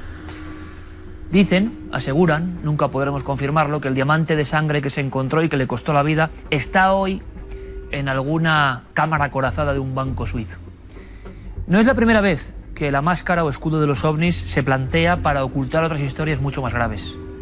Y no solo esto ha ocurrido, si es así, a nivel de reyertas o ajustes de cuentas entre buscadores de oro, sino que, por lo que se sabe y aparecen informes oficiales, ha ocurrido con los ejércitos de medio mundo. Muchas veces pruebas de balística han sido ocultadas tras el epígrafe ovni. ¿Por qué? Porque así todo el mundo miraba para otro lado, todo el mundo esbozaba una sonrisa y mientras tanto se hacían cosas mucho más graves que la visita de supuestos seres extraterrestres. El último caso flagrante, nunca descubierto, hay que volver a decirlo, 2004, entre España y Portugal. Un extraño objeto dado como ovni y que parece por las investigaciones que era un misil descontrolado. Nunca sabremos, como digo, qué pasó con Rivalino. Su hijo Raimundo murió convencido, asegurando que dos extrañas luminarias se lo llevaron. Y la gran pregunta es, ¿se hizo un teatrillo con escasos medios pero impactante para secuestrar de alguna forma, como si fuese un escenario, a ese hombre y que su familia creyese de verdad que se lo habían llevado los extraterrestres? ¿O esos seres, si es que estaban, ese fenómeno fue el que lo mató y se encontró su cuerpo tiempo después? Es uno de los grandes documentos, porque nadie había hablado con la familia, con los que quedan de esta increíble trama en mitad de la selva brasileña. Nuestro agradecimiento, yo lo hago personalmente a Pablo Villarrubia, porque nos ha mostrado la verdad o una de las posibilidades en torno a un caso que es mítico, como antes les contaba. No abandonamos Sudamérica, seguimos en las cuencas brumosas, seguimos ante las barranqueras, ante ese lugar donde el cielo se mezcla con la selva. Pero vamos a Venezuela. ¿Por qué? Porque allí nos encontramos con el objetivo de nuevos misterios por resolver. No lo vamos a hacer nosotros. En este caso, la investigación tuvo lugar hace ni más ni menos 40 años. Se dice pronto. Y cuando uno vuelve a ver El hombre de la tierra, en este caso la serie venezolana, que es, ojo, anterior a la española, muchos creemos que el programa de Félix de los animales en España, el más mítico y legendario y para mí el mejor y nunca superado, era sobre animales y fauna de nuestro país. Eso se emitió en el 74. Pues bien, en el 72 Félix, gracias a un permiso de Codesud, viaja durante unas semanas a Venezuela con su equipo, el que iba a ser ya germen de la gran historia del hombre en la Tierra, y graba impresionante fauna venezolana, el jaguar, la anaconda. Muchos recordarán, siendo niños, la escena de Félix en la cabecera con una anaconda que está a punto de morderle la cara. Tuvo heridas graves, salvó de la muerte prácticamente. Pero lo que les voy a contar es algo diferente, porque Félix, maestro de maestros, tiene el San Benito de ser el hombre, honroso San Benito desde luego, que cambió la naturaleza y el amigo de los animales, que lo era. Pero es que también tenía otro interés. Es más, a partir de los años 70, y esto yo quiero reivindicarlo, él se abre a la cosmología, a la filosofía, a las preguntas sobre antropología y por supuesto al misterio, como lo oyen. La muestra, estos 60 segundos que saben a muy poco, lo sé, pero es la ley de la videoteca. Es ese viaje en Venezuela al lugar más remoto, al lugar más sagrado, a esa especie de altar de piedra que sobresalía por encima de las borrascas de Venezuela, que fue un lugar adorado por los indios piaroas desde hacía siglos. Un lugar prohibido para el hombre blanco. Ahí llegó Félix y su equipo y se encontraron sorpresas. Pero por favor, no se pierdan la descripción de lo que van encontrándose por el camino. Aunque sea breve, el misterio e incluso las criaturas imposibles aparecen como guardianas de ese mundo remoto. Volamos sobre la misteriosa Laguna Negra del Rey Leopoldo. Según las tradiciones de la selva, un animal gigantesco, monstruo prehistórico, viviría en las misteriosas y solitarias aguas. Nos proponíamos llegar a la laguna al día siguiente de pernoctar en el Cerro Autana, que desafiante, solitario, como el tocón petrificado de un árbol gigantesco, estaba delante de la proa de nuestro helicóptero. Cuando volamos cerca de la pared del cerro, vemos las misteriosas cavernas que habríamos de explorar al día siguiente. Volamos muy cerca de la pared, pero las condiciones no eran aptas para la exploración de las cuevas. Apenas comenzamos a volar sobre el gigantesco monolito, sobre la torre solitaria y sagrada de los indios, cuando contemplamos que toda su superficie estaba calcinada, negra. Sobre el fondo quemado destacaban las plantas carnívoras que también nos proponíamos estudiar. Hace unas semanas les proyecté en este mismo viejo televisor, para que todos lo disfrutasen, esa escena del cementerio helado. Era un Félix no convencional, era un Félix persiguiendo una historia mítica, legendaria, y que las cámaras comprobaban que era real, aquellos muflones, ¿se acuerdan?, perdidos en el hielo. Aquí tenemos el mismo ejemplo. A Félix le interesaba el hombre, le interesaba el misterio. Esas cavernas que hemos visto, aunque sea casi de una pasada, tenían extrañas inscripciones y fueron lugar de ritos completamente desconocidos. La propia forma del Cerro Autana nos recuerda casi a la mítica montaña de encuentros en la tercera fase, ¿verdad? Pero mucho más impresionante, en mitad de la selva. ¿Se imaginan estar a punto de aterrizar como han visto y que vaya uno grabando y sean las terribles plantas carnívoras con las bocas abiertas las que estén aguardando, expectantes, la llegada del hombre blanco? Al equipo de Félix le pasaron muchas cosas en el Cerro Autana, pero yo no se lo voy a contar, porque sería destrozar la oportunidad de que ustedes recuperen, que se pueda hacer hoy, esa visión, ese maravilloso reportaje. Solo les diré que ya acampados fueron conscientes de que esa calcinación del terreno venía del cielo, que el Cerro Autana atraía como un pararrayos gigantesco a la naturaleza todas las descargas del cielo. Allí pasaron la noche. Una vez más, el equipo del hombre en la Tierra jugaba con la muerte. Ese equipo que, entregado a una misión tan hermosa, entregó su vida para enseñarnos nuevas cosas, cosas que nos maravillaron a todos. Nuestro homenaje, como siempre, repito, al maestro de maestros, en una versión un poco diferente, no tan conocida, Félix Rodríguez de la Fuente. Y ahora vamos con otra maestría diferente, que es la que ustedes tienen, para narrarnos sus casos tan importantes para este programa. Abrimos, como siempre, después de la videoteca, las compuertas del enigmático Gabinete de Expertos.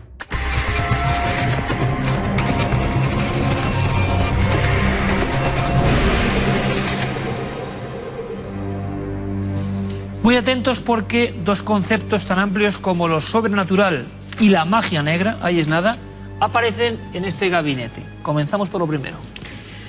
Pues es una historia que nos envía Patricia. Nos dice que en el año 2004 falleció su padre en un accidente laboral, que ella además estaba presente y que vio cómo moría. Dice que un año después ella se va de la ciudad y que a raíz de eso la familia le comenta que en su propia habitación, en la que ella antes dormía, pues empiezan a escuchar ruidos, como alguien que rasca en la puerta o que da golpes en la pared. No le da mucha importancia hasta que se queda a dormir una amiga suya. Patricia va a sacar la perrita que tienen, y la amiga se queda duchando en la habitación. Cuando llega, ve que una vecina está muy alterada y le dice que su amiga está en las escaleras y que está con un ataque de nervios y tapada solo con una toalla. Se acerca a ella y esta chica, cuando ya logra tranquilizarse, le dice que ha visto a su padre fallecido.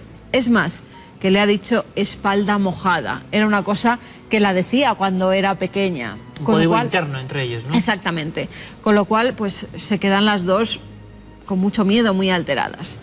Otra de las cosas que pasa es ya con su actual pareja. Están durmiendo en esa habitación y el novio se despierta muy asustado, o por lo menos en la cama se levanta con un gran ataque de nervios también, porque dice que hay un señor en la puerta. Un señor que además da una descripción que ella enseguida ve que es su padre. Dice, es un hombre alto, con la cabeza un poco grande, el pelo canoso, unos pantalones vaqueros, una camisa de cuadros y algo que verdaderamente la llama la atención, un chaleco con una determinada inscripción.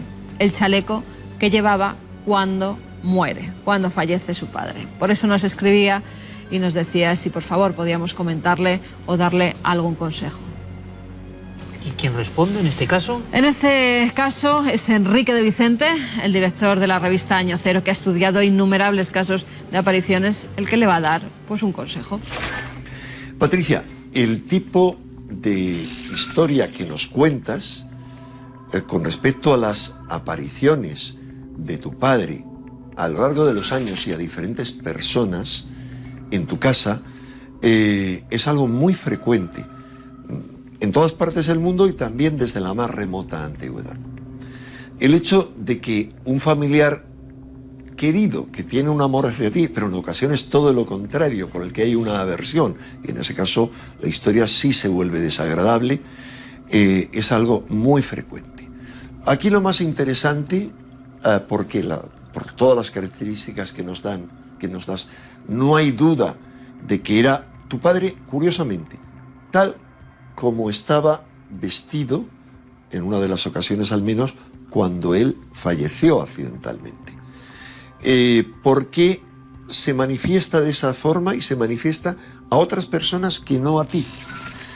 Porque es como si quedara una fotografía, una imagen de cómo estaba él en ese momento, que no es su espíritu y que queda vagando por aquí. Eso es lo que se considera un encantamiento o una manifestación espectral que encanta un lugar.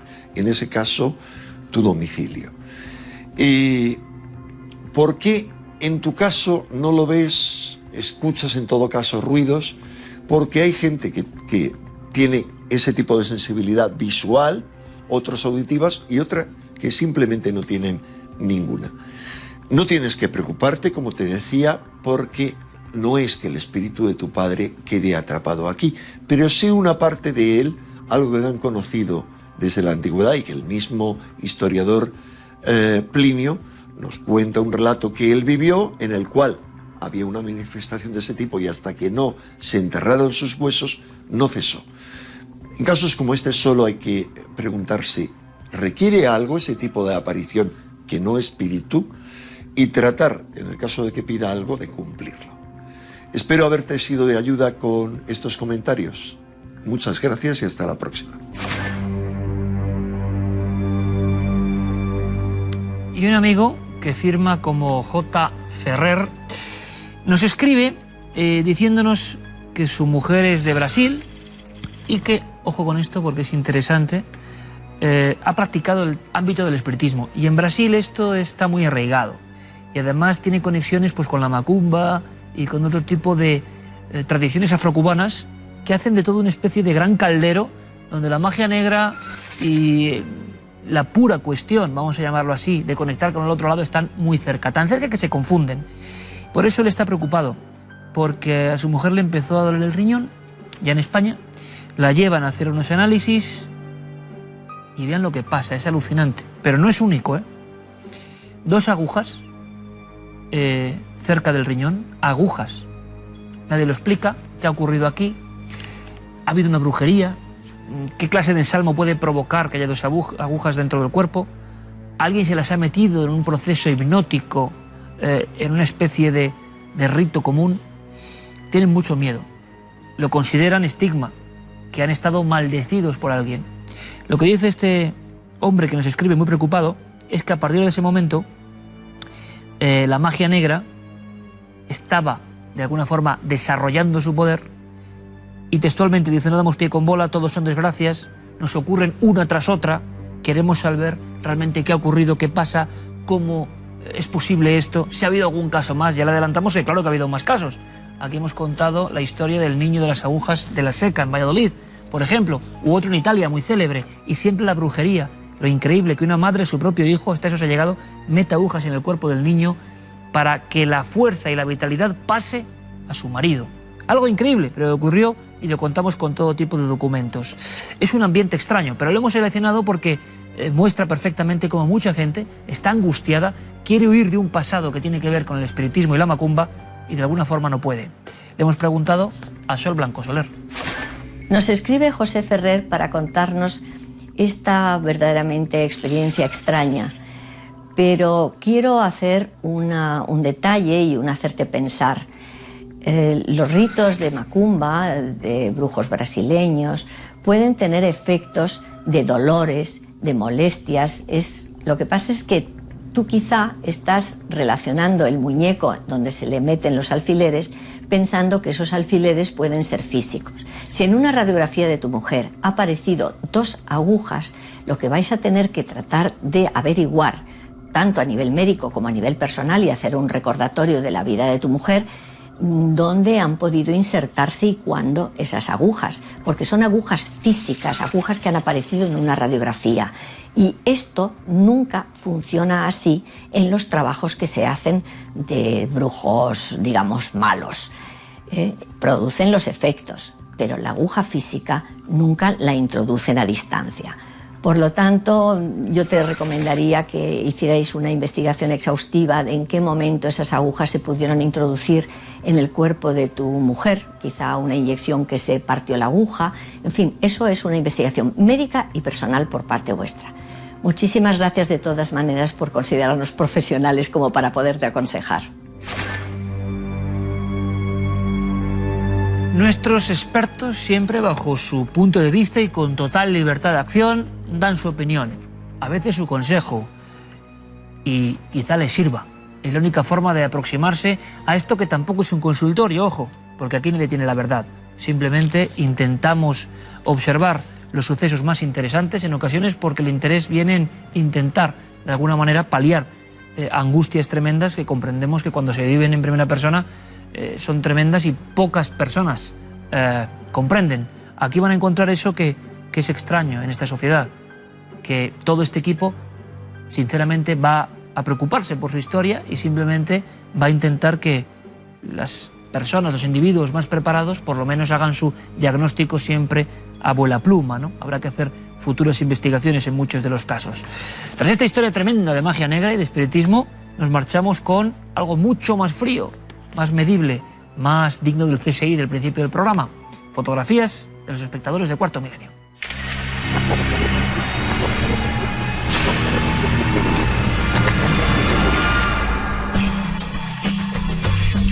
Vamos con la primera fotografía que nos enviaba Rosa María López Morán, desde Lecumberri, en Navarra. En realidad nos enviaba 2 imágenes. Esta, en la que se ve como toda la familia, nos indica ella que en el año 2011 están pasando por un túnel, y 15 segundos después esta otra, en la que ya, como pueden ver, aparece algo extraño. Vamos a ver si lo podemos ampliar para que lo vean perfectamente aquí en esta imagen. Iker nada más verlo ha dicho: el hombre insecto.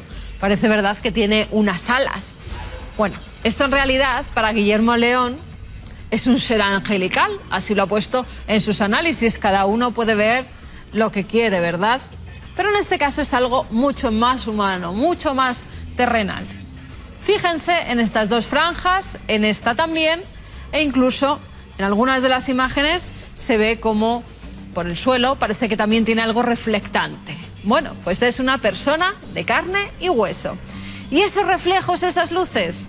pues de alguna prenda que llevaba esas tiras reflectantes que hay en muchas de las chaquetas y de los chalecos que la gente se pone, por ejemplo, para ir a la montaña. Con lo cual, ese ser angelical, ese hombre insecto, en realidad tiene que tener nombre y apellidos. Y de ahí nos vamos hasta la imagen que nos enviaba otro amigo, en este caso Javier Rodríguez Pereira, Monte Muxiben, en León.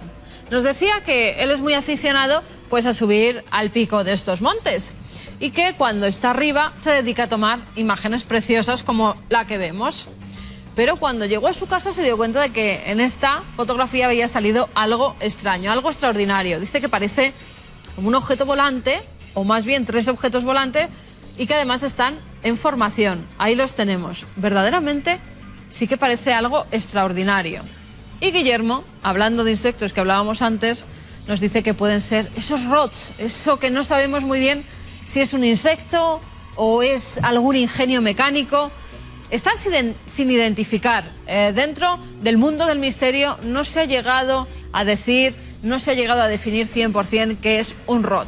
Lo dejamos como algo que aparece en las fotografías, que se parece a un insecto que a gran velocidad pasa y captan las cámaras. Pero aún así sigue estando en el misterio, con lo cual estas fotografías son muy impactantes. Además, porque casi siempre se suele captar 1, pero 3, y en formación, pues muy rara la imagen que nos enviaba nuestro amigo Javier Rodríguez. Si tienen imágenes que no saben identificar, quieren enviárnoslas y desean que nuestro analista las pase por ese filtro para ver si verdaderamente hay presencias o seres extraños o objetos volantes no identificados, 2 vías de contacto donde nos puede mandar esas imágenes: a través del correo electrónico cuartomilenio@4.com y el apartado de correos 18189 con el código postal de Madrid 28080.